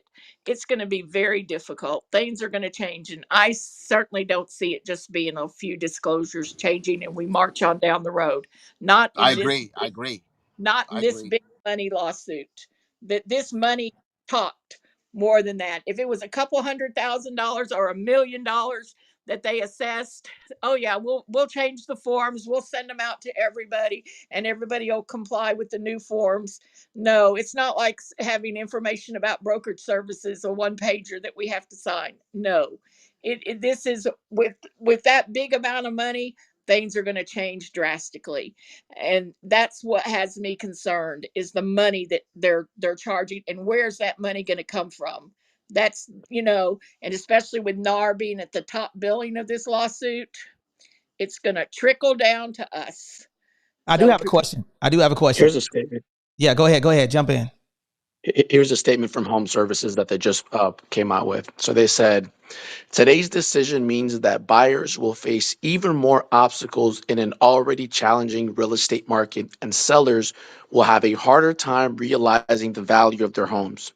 It could also force home buyers to forego professional help during what is likely the most complex and consequential financial transaction they'll make in their lifetime. End quote. So this is just published from Home Services as one of the defendants in the case. But I wanted to throw it in so we can keep the conversation going. What do you guys think about that? Albert, I'm gonna tell you what, Albert, what they're saying right now, everything that's being said right now, Albert, they're saying stuff of the people that's been defeated. That's what someone that's been defeated sounds like, and Exactly. and so there's like, oh, it's only gonna hurt the buyers. It's gonna hurt. That's what they're doing. They're trying to get for an appeal to go after people to try to get the public to be on their side. You know, um, that sounds like the something that would come from a thoroughly defeated group. Unfortunately, I'm sorry, No, and there's No, a that's a subject. fact, brother. Yeah, That's a fact. It that's a came fact. Yeah, from Home there's Services as a definitely defendant. a subject of conversation there, and the reason why there's a subject of conversation, me, Anthony, and Ian were actually talking about this a few days ago, right? We were actually questioning. It was like, well, we all part of NAR, but what has NAR actually done for us, That right, part. Tony? We were having that Yep. conversation, Yeah. right? So I agree, and it's not like I'm being naive. I agree. There's some validity to it when we look at the big scheme of things, right? But whenever it trickles down to the day-to-day operations, it is very individualized. On you choose every day, what is it that you want to do? Do you want to, just simply tug into your bed and be like, oh man, NAR lost, so I guess I'm screwed? Or do you go out there and you create opportunities? That's what I'm saying, right? And again, like I think somebody wrote it here in the comments. Today's the first day, but it's not gonna be the last day that we actually hear this, specifically with the very important part that Bruno mentioned there at the last. There's gonna be people that are going to be fighting for it because it's like, hey man, like listen, some people, this is the biggest investments of some people's life, and you tell me that they have to go unrepresented. That and my I see that. I guess I'll open the floor, but I don't see that as I don't see that as happening. I don't know. Hey Albert, I want to take this moment to salute Jonathan Bing.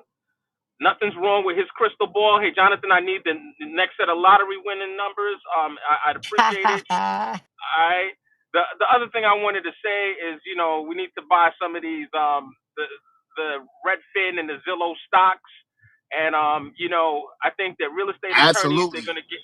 Yeah, I think that real estate attorneys are going to get more business from buyers.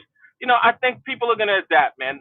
The sky is not falling. This is not, people are going to still purchase houses, but there is going to be changes in the marketplace. That's my humble opinion. The I final Amen to agree, that, man. Anthony. I Amen to agree. that.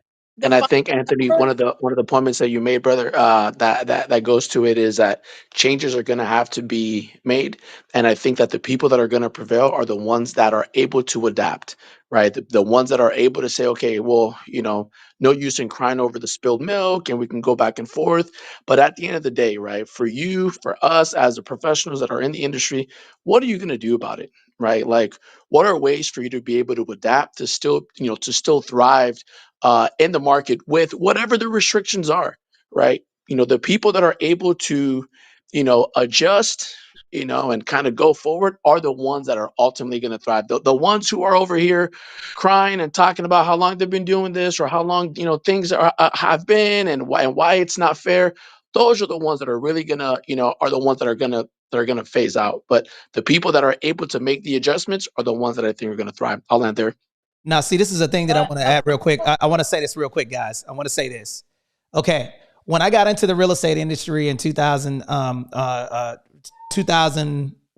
when was that? 2006, 7 time frame, a recession was going on, and people said that we were crazy for getting into the market. Okay, the market was going to crash. Okay, we're still standing. In the beginning of we had the fires out here where they said that the housing market was going to crash. We survived that. At the beginning of COVID, they said that the housing market was going to crash. We survived that. And that's a national thing as well. Okay, so every opportunity, this is my thought process on it. You can either react to change or create change. If you guys are not diversified in your business anyway, you should be out of business. Okay? If you're just depending on, if you were a buyer or a listing agent and that was the only thing that you were doing, the more sales that you should have been doing, you should have been investing. Okay? So how are you going to be able to diversify your business? Okay, this is a perfect example. What happened to Blockbuster Video? They failed to respond to change, and they were reacting. If you're reacting, it's too late. Okay. What happened to what's another company? Countrywide. That's another. Toys R Us. Toys Toys R R Us. Us. There you go. They failed. They thought that they, based off of their brand, that they were going to be able to do anything versus respond. What happened to a Blockbuster Video? What happened to a BlackBerry? They failed to respond to change. So here's the question that I propose for the real estate professionals that are in this industry. What are you going to do now? What's the next step? Tony, I think you're so right. Let me just say this right here, Tony. Everything you said is correct. I think the problem that you have here is, unfortunately, real estate agents, you guys were made to fund your own demise. And I said that before, and it goes a step further than what I said. Like, let's say with Zillow, you guys, we funded Zillow. You guys had lenders fund Zillow, cover Zillow leads for you guys. And Zillow used that to build up what they're building up right now, to come after you guys and take you guys out. And instead of begging you guys for leads or your information so that they can sell leads to other people, they're now going to take your jobs. Okay, that's the first thing. NAR. You guys been funding NAR. NAR has realtor.com. Okay, NAR is in a position to flip the strip. Okay, and do the same thing Zillow is doing.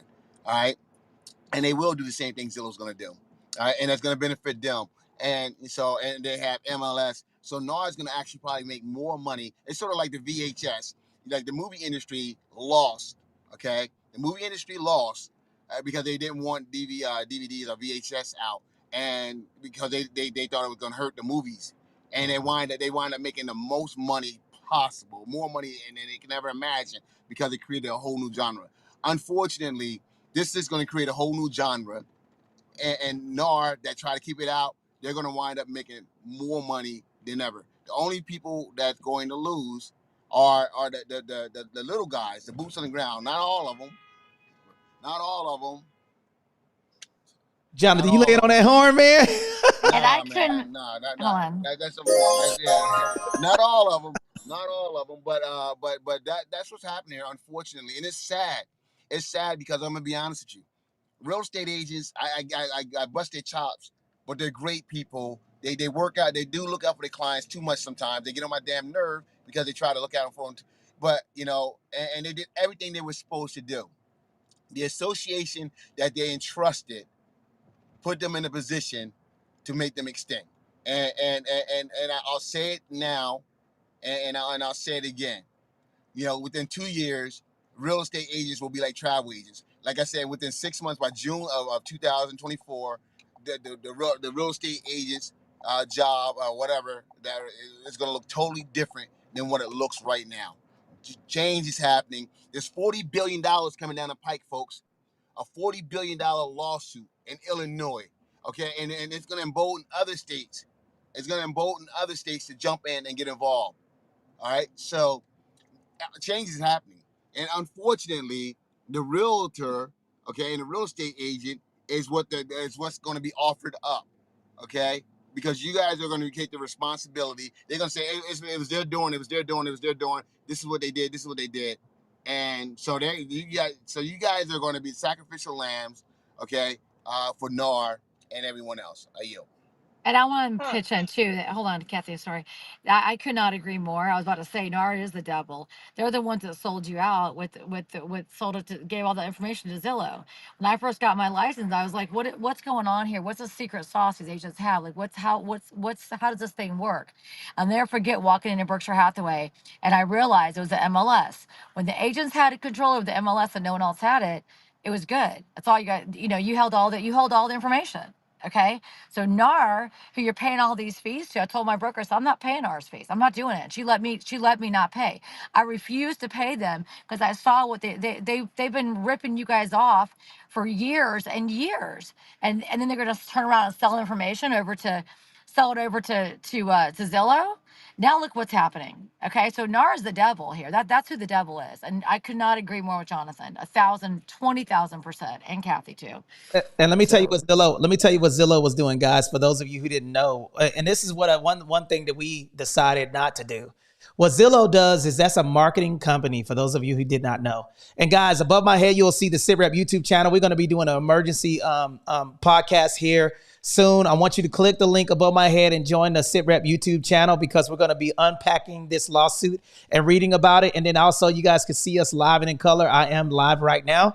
You'll be able to see that. Shout out to all of the people that are on Twitter Spaces. Do me a favor, guys. If you guys enjoyed this conversation, retweet the space right now. And for those of you who are on Clubhouse, put a fire emoji in the chat if you want us to continue kicking for the next 20 or 30 minutes before we shut down.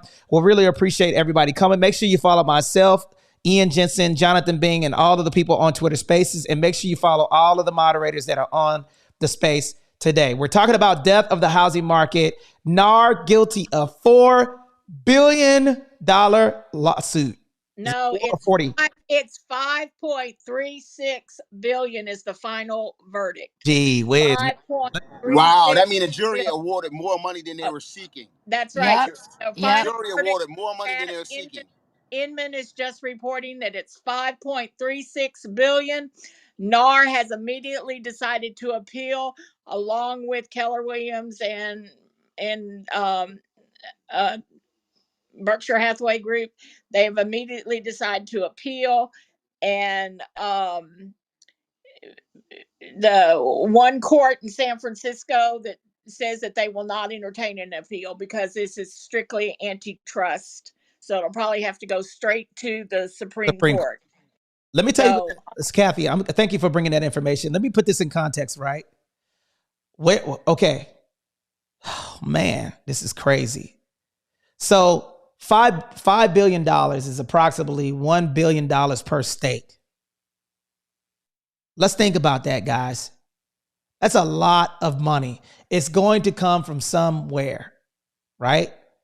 So it's going to be interesting to see what comes down the pipeline. You know, I'm hoping, look, Anthony Glenn ain't scared, man. I'm gonna tell you, we've already vertically integrated and facilitated. We insulated ourselves with this before it happened. We have our mortgage company vertically integrated into our real estate company.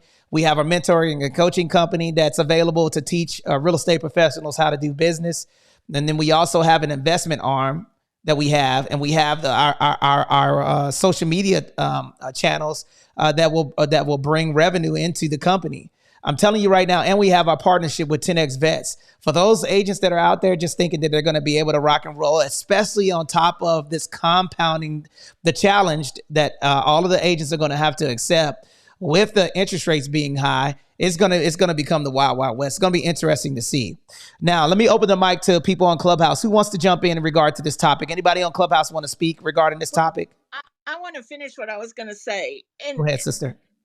Okay, the solution to this is that agents are going to have to specialize.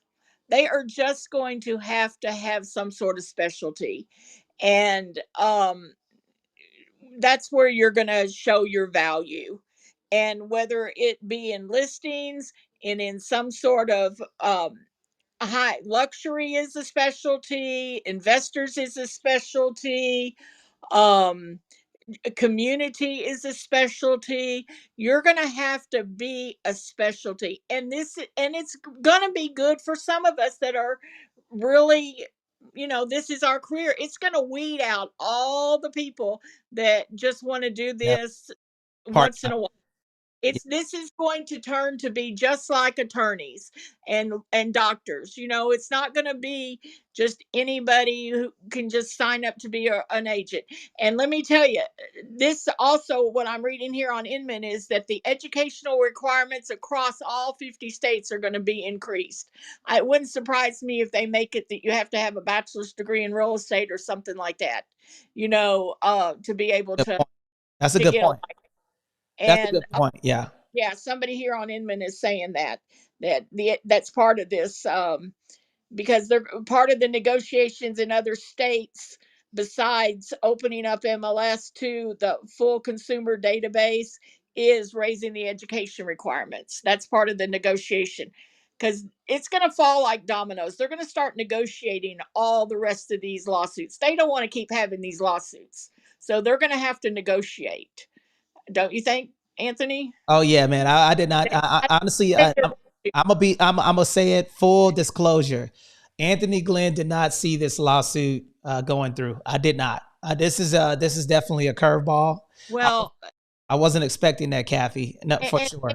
NAR did us a disservice, like Candace was saying. They did not prepare us. They have, I think, they have done malpractice to all of us members. They They have, ripped you off. They they ripped all. They yes, ripped every. They changed the industry. It's what they had coming.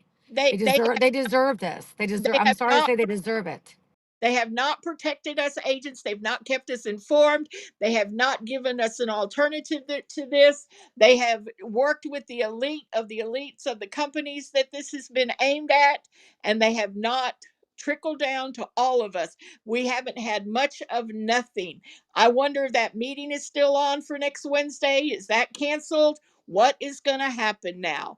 Who knows? And we're we are going to have, the only way to combat this is agents to get specialized and to get focused on one part of the business. And you're going to have to be more, instead of being an agent, you're going to have to be a concierge of services like Anthony has in his company. You want mortgages, you want whatever services, everything else down the line, because the consumer, it's going to be a wild west for the consumer. Oh, I can save money and I don't have to do this. Well, they're not going to be able to find reputable inspectors. They're not going to be able to find reputable repair people. They're not going to, and it's going to be a bad thing for the consumer.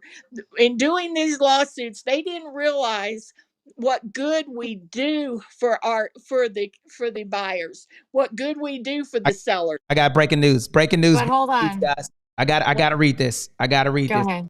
Breaking news, y'all. Breaking news. This is an official message from National Association of Realtors. Now, if you guys haven't, I don't know when was the last time. And let me see, Kathy. When was the last time you got a message from National Association of Realtors? Never. Never. Kathy, Candace, man, listen. But they want money. If they want money, that's what. Yeah. Check this out. Dues are due. Dues are due. Yeah, they probably say, hey.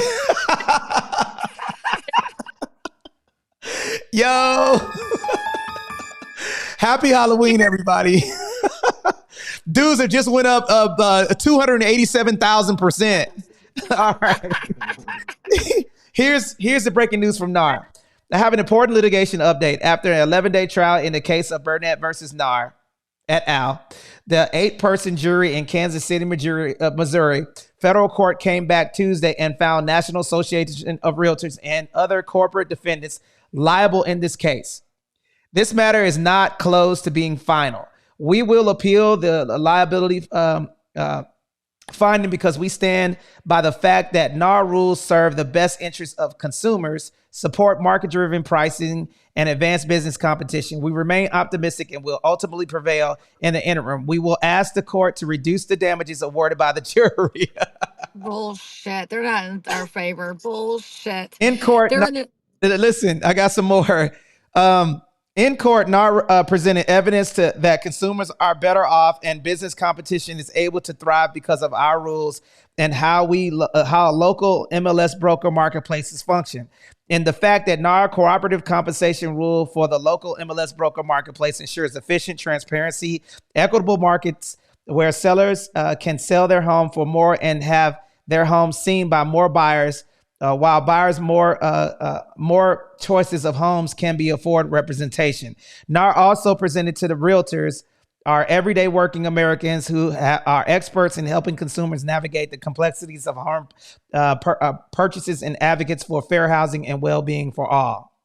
NAR was formed 100 years ago, blah, blah, blah, blah, blah. That's this. We are grateful to our NAR staff and our 1.5 million members who work to serve their clients every day. We have an important shared purpose for consumers and will not acquit, or not achieve that without each and everyone and what they do. Okay. Now, this is what it says. Questions. It says, what are next steps? What are the next legal steps and timing? The matter is not close to being final. We will appeal the jury verdict and remain confident we will ultimately prevail. In the interim, we ask the court to reduce the damages. What will be the bias for NAR's appeal? We can't speak the specifics of this, and we'll keep you updated on the legal battle. Okay. What does the future of buyer representation look like? This is a question that a lot of people want to know. What does the future of buyer representation look like as a result of the verdict?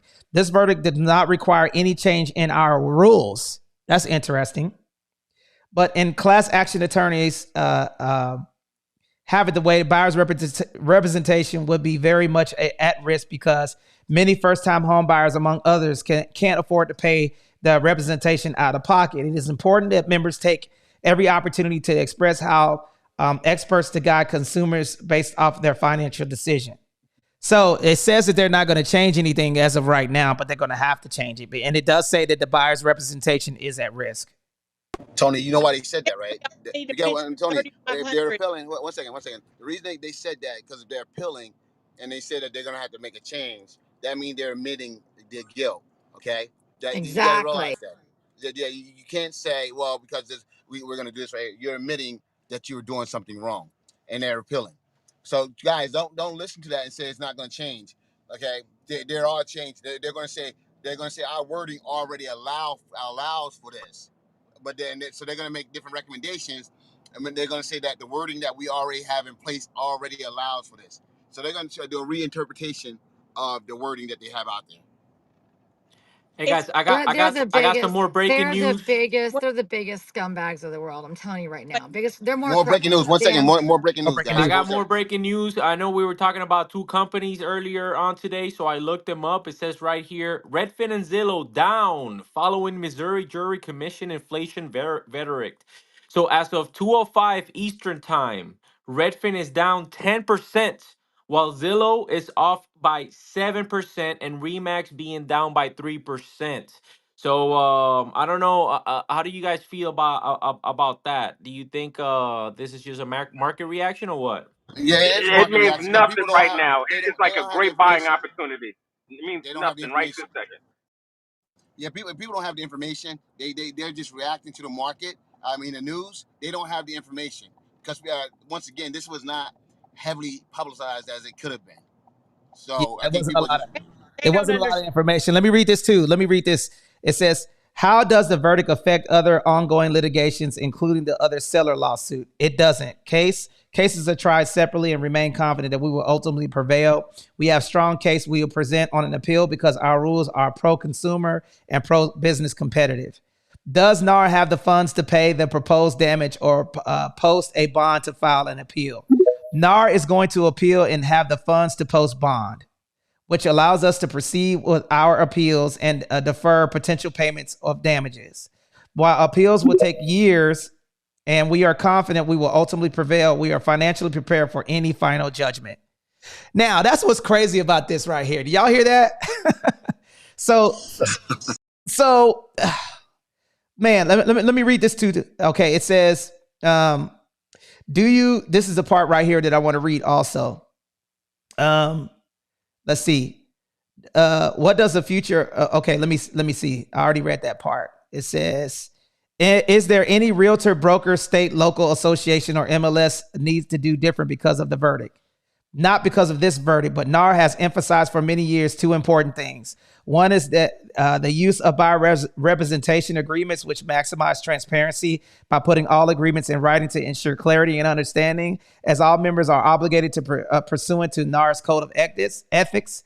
Thus, this agreement formalized that professional working relationships with client and detailed services. Here's what I was talking about right here, Jonathan. Okay. Basically, what this is saying. Second, it is also imperative for members to continue to express that the commissions are negotiable and set between brokers and their clients. Explain how local MLS brokers marketplaces promote equity, transparency, and market-driven prices for consumers, and persistently communicate the incredible values of agents who are realtors they provide. Now, this is what I was saying. This is what this is the part where I said that I feel like this is going to be where they change things up. One is the use of buyer representation agreements, which maximize transparency by putting all agreements in writing to ensure clarity and understanding, as all members are obligated to pursuant of NAR Code of Ethics. Okay, so I think that buyers representation forms are going to have to be filled out, and I think that that's going to be mandatory. What do you think about that, Jonathan? No, I agree.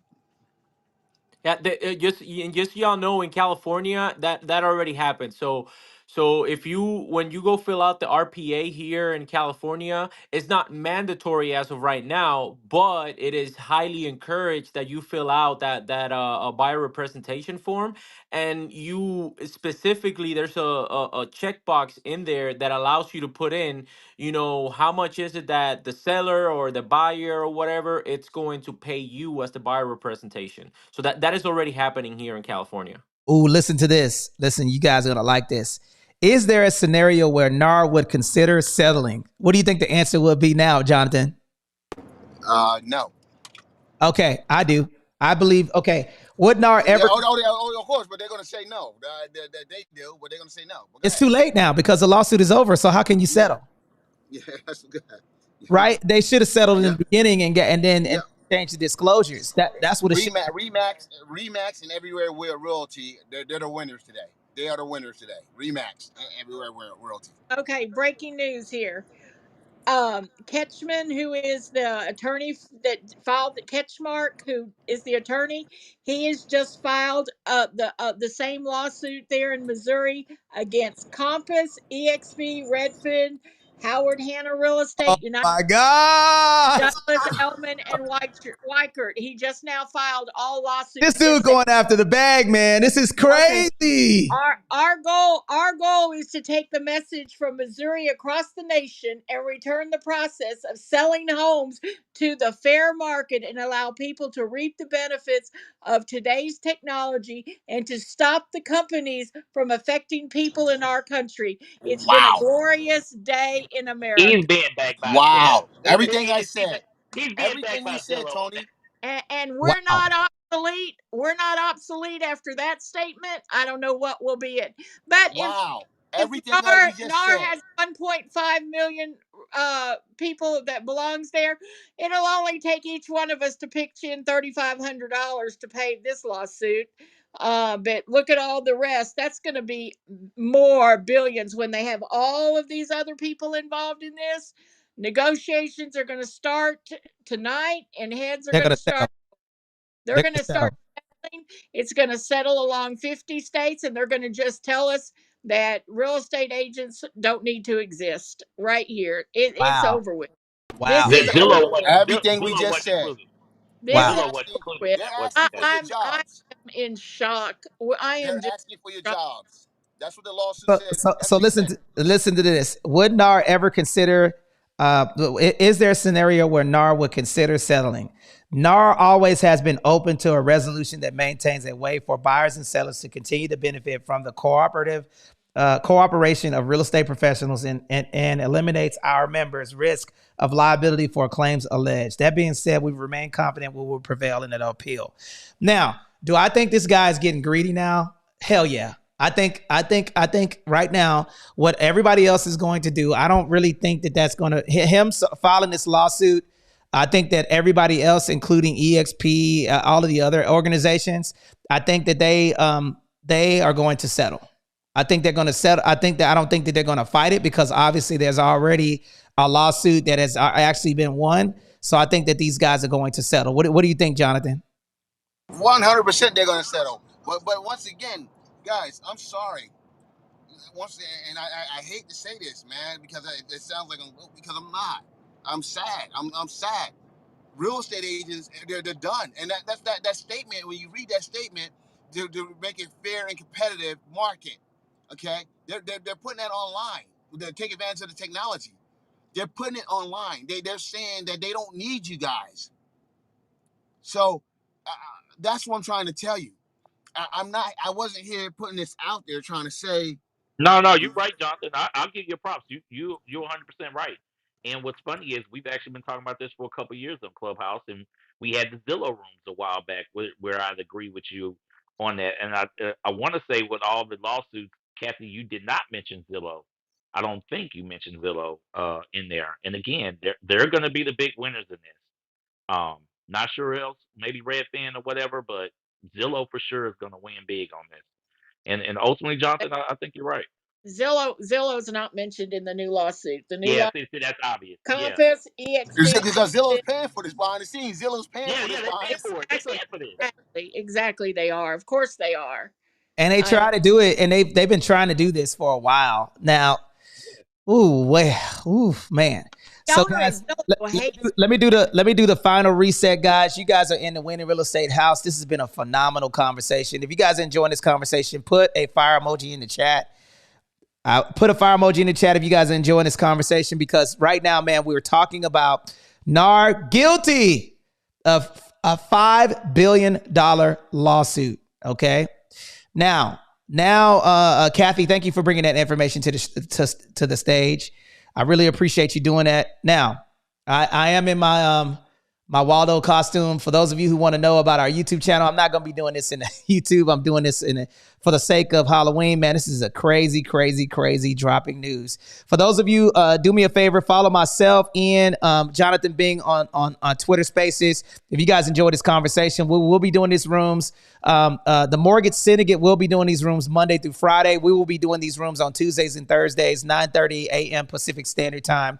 And we will be going live on Twitter, YouTube, LinkedIn, and Clubhouse. If you guys enjoyed this conversation, we really appreciate you guys pulling up today. Any closing remarks before we shut down this space? We've been rocking and rolling for 2 hours. I know y'all want to keep the conversation going, but we're gonna research this information. Okay. And then we're going to be going live on YouTube. Click the link above my head and subscribe to the YouTube channel. You will see me in my Halloween costume that my kids picked out. Where is the Black Waldo? That's who I am today. Put a little sunshine on there. And Jason, I see you have your hand raised. What question do you have on Twitter Spaces? Jason, you had a question or comment? Jason, we can't hear you. The head of the Professional Standards Committee of NAR has come out to say that this is the ultimate form of restraint of trade, and this has represented the price fixing in the free market. And she agreed with the verdict because she thinks we have been price fixing and we have had restraint of trade. So one of the members of NAR has turned against us, the head of the Professional Standards Committee. That's interesting. You know what? You know what I think that means. I think that means that's going to be the end of her job at NAR. Yeah. Well, everything it is, Tony. Let me just say this right here. This is a sad day, and I don't understand how people. I don't know. I don't know if people understand how pivotal this decision is for all of us. For all of us. So it's a very sad day, guys. And Tony, I want to say thank you in the SITREP podcast for having the courage to have to do this podcast and put this information out there, because not too many realtors. There's a lot of realtors right now laughing, going there at Starbucks and Dunkin' Donuts, picking up their coffee and not understanding what's going on here. So I just want to say that you guys are bringing awareness. You guys are bringing that awareness out there to a lot of people that aren't aware right now, because this lawsuit, it should have been the biggest thing out there. And I'm gonna tell you something. A lot of people's professions changed today, including mine. I'm a lender. Okay. A lot of people's profession changed today, and they don't even realize it yet. So thank you, Tony, for putting this out there. Well, 100%. Thank you, Tony. I agree.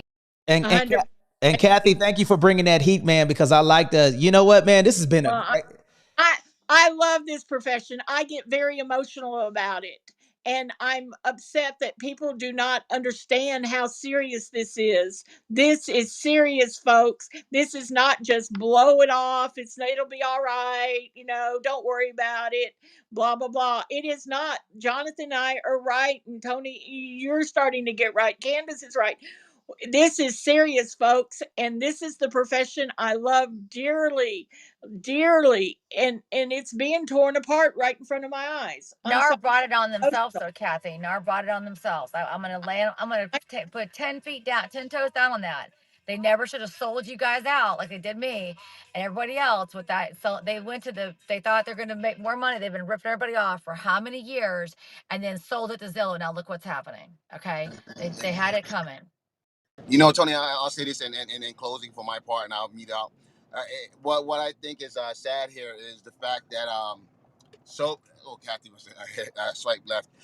So many Somebody threw me down. They didn't no mean you to, honey. They just said they're sorry. sorry about that. No, yeah, no one. Kathy, you've been bringing too much valuable information. If you swipe left, you go down automatically. So I apologize. But let me just say this right here, Tony. Once again, thank you for bringing this. But this is huge, folks. Today is the day that it changed for all of us. And the fact that attorney just filed, he went back and filed a same case, including EXP. Who else was it, Kathy? And everyone else.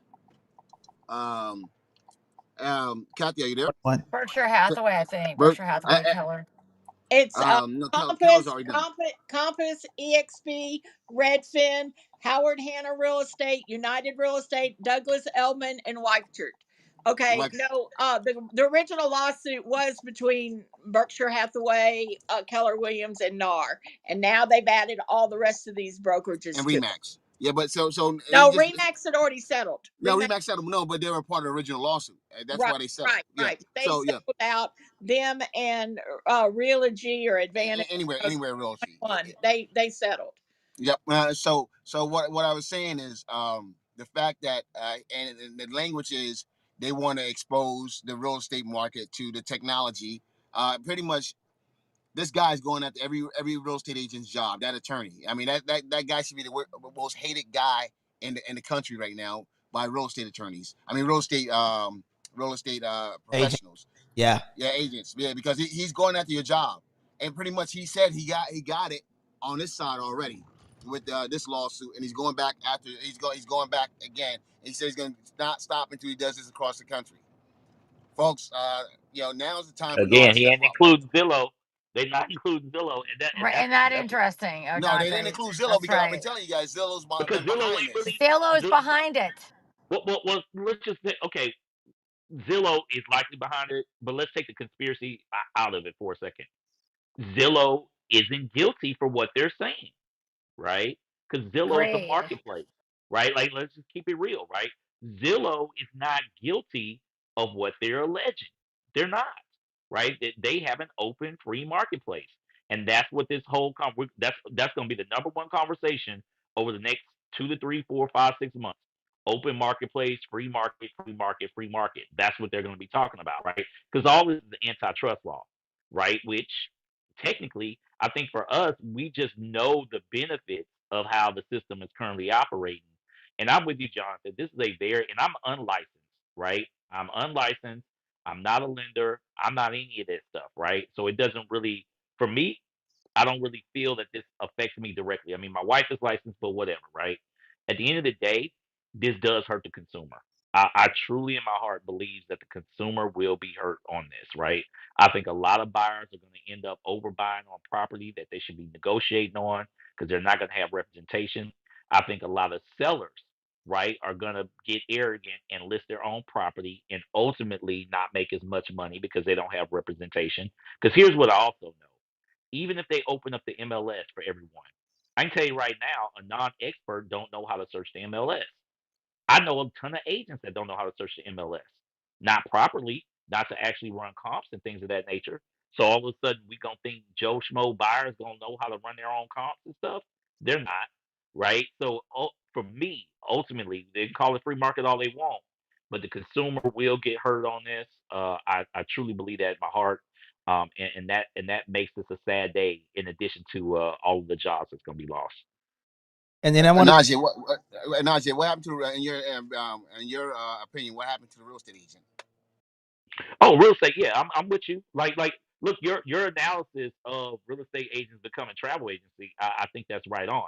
I just never thought they were going to lose this. I thought this was going to be more of a settlement and not a definitive, clear direction. Right? I think it's more clear now. So for me, I was wrong, and I'll say I'm wrong. I was wrong on how the court case is going to get settled, but the aftermath. No, we agree on that. Like we agree on what the aftermath is going to be. And yeah, a lot of real estate agents, and I think Kathy's spot on too, right? Where not all real estate agents are gonna go down. The people who have built a brand, and I said this in the other room that we were just in the lunch and learn, and I'll say it here. You need to specialize. You need to be focused on marketing, right? You need to be a marketplace expert, things of that nature, right? Because there's going to be people that still want representation or still want to ride with an expert. And I think an expert is going to be somebody who is branding themselves as an expert, right? But if you're just waiting around and you've been waiting around for commissions and referrals and all that kind of mess, I think you're in trouble, right? So, and I do think long term, and I'm not giving any stock advice. I'm just literally being funny here, but I'm being serious. Um, we should be everybody should be long on Zillow right now. You should be very long on Zillow right now. And I'm not giving any advice. I'm just that to me is the obvious, right? And we talked about this 2 years ago with Zillow. Yes, that's going to be the death of the agent. The agent's going to go away. You'll still have some premier agents out there that are specialists that market a certain way, and people want to still use people's services for various things.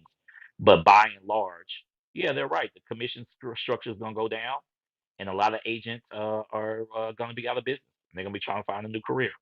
And guys, let me tell you this real quick, guys. So you know that the settlement, anywhere real estate. Let me tell you the companies that's in within that: Better Homes and Garden, Cardis, Century 21 Real Estate, Coldwell Banker Commercial, Corcoran Real Estate Group, ERA Real Estate, and Sotheby's. They have already settled, right? So what this guy is doing is he's cleaning up the rest of the big box real estate brokerages, and then he's going after the rest of them. Okay, so it's going to be interesting to see what this pans out at, and I'm pretty sure since he already has, you know, them settling and not having to go through that process, he's probably going to go for the big, the big gusto. Now the question that I would propose is that instead of settling for 56 million and he just won a $4 billion lawsuit, I feel like this guy's $5.6 billion. $5.6 billion. I don't think that he's going to want to settle because they don't have to receive that, right, Jonathan? They don't have to settle, but he will settle because everyone's going to want to settle. I mean, he's going to be able to. People are going to. They're going to offer to settle, and everyone's going to be fighting to settle. It's sort of like your boy. You guys got locked up. All y'all got locked up together, and it looked like someone's going to start telling. Everybody going to want to tell first. So no, everyone's going to settle. Everyone's going. Yeah, if Professional Standards Oh Commission my God. came out and said what she did, then of course they're going to settle. They're trying to Crazy. clean up. They're trying to clean up their act right there. Of course they're going to start settling, and they're going to throw us under the bus. I mean, we are going to Like get. they always have. Like Yeah, NARS always had. we're going to get thrown under the bus, and it's not good. Keller, another guy from Keller Williams, just came out and said, we're not, this is not going to affect us. We're bringing everything in house. We don't need MLS. We're big enough to have our own in-house MLS. Now, what's Now it? here's That my that's the question. I and have a that's the new question. way. Can I ask a That's the question new real way quick? too. And this I never understood when I got my license and I went in there and I knew what this, I was like, how do these people always are able to monopolize all this? And I was, oh, it's the MLS, right? I was like, well, that's smart. And then the minute that NARS sold them out, I was like, they're the most corrupt people I've ever seen in my life, worse than the mob, right? So they sold out to Silo. I didn't understand why at that point in time, when I refused to pay my NAR, that's why I refused to pay it. Why didn't all the agents get together? Like, why do you have to have NAR? Who needs NAR? Like, we got enough technology. Exactly. Yeah, Why didn't that you was said why the same I thing. never got it. I never Yeah, got it. I'm like, why and the didn't La- y'all get together and go lazy, against them?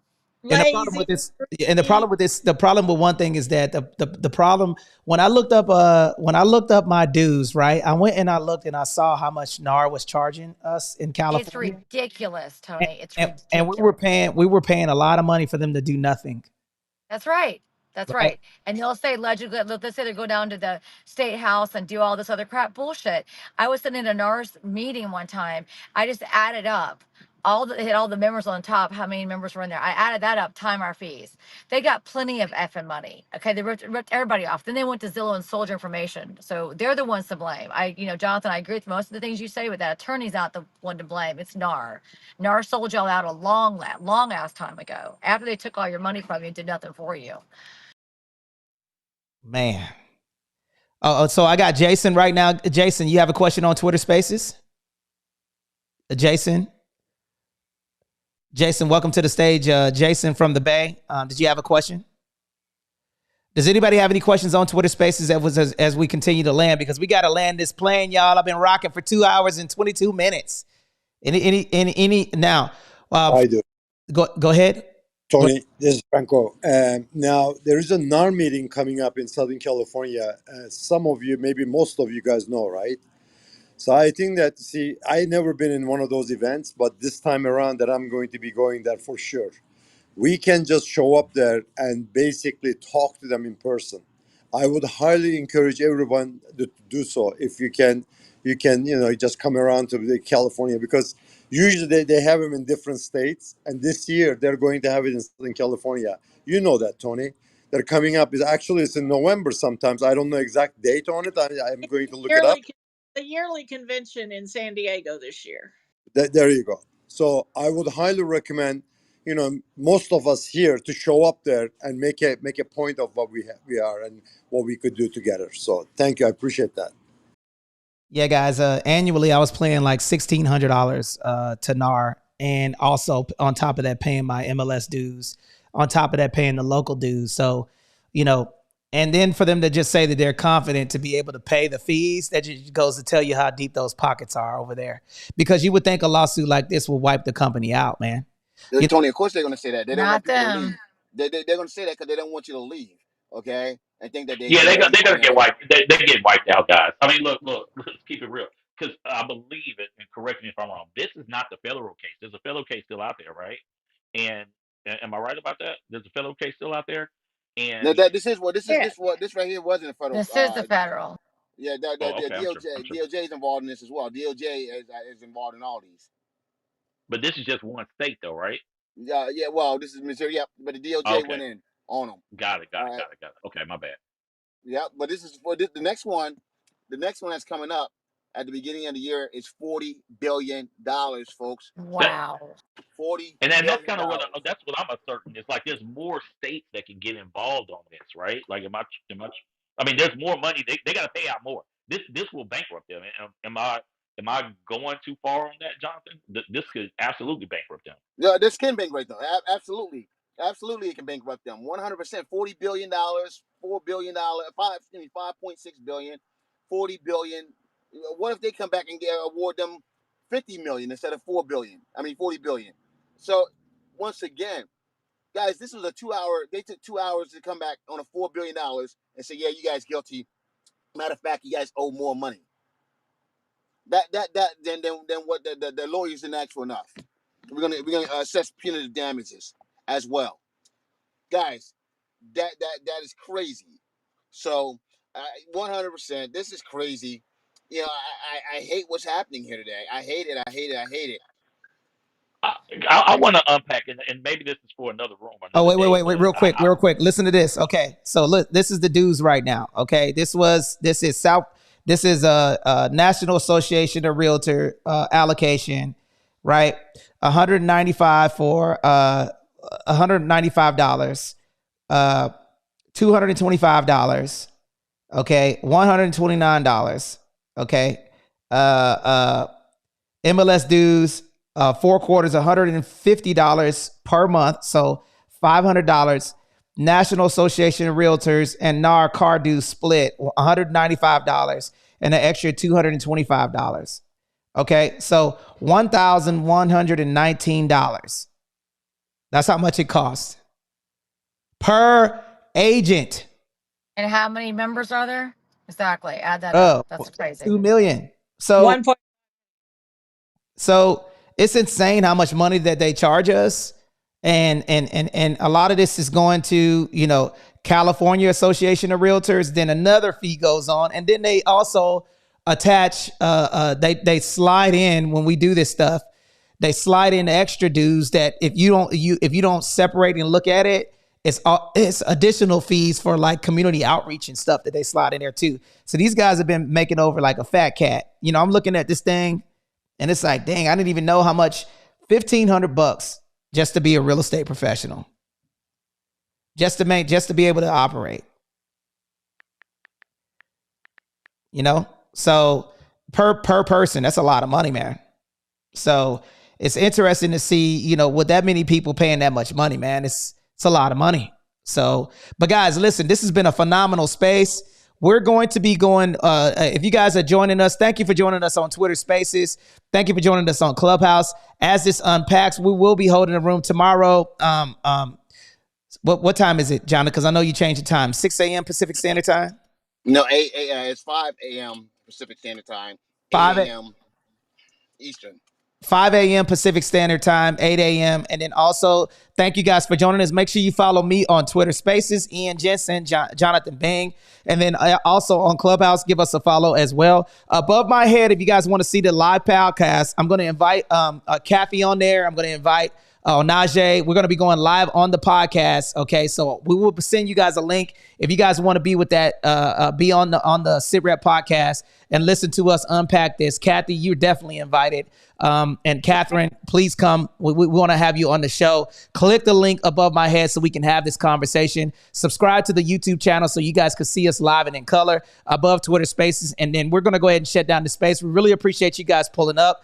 Very informative room. We'll have more information coming to social media near you.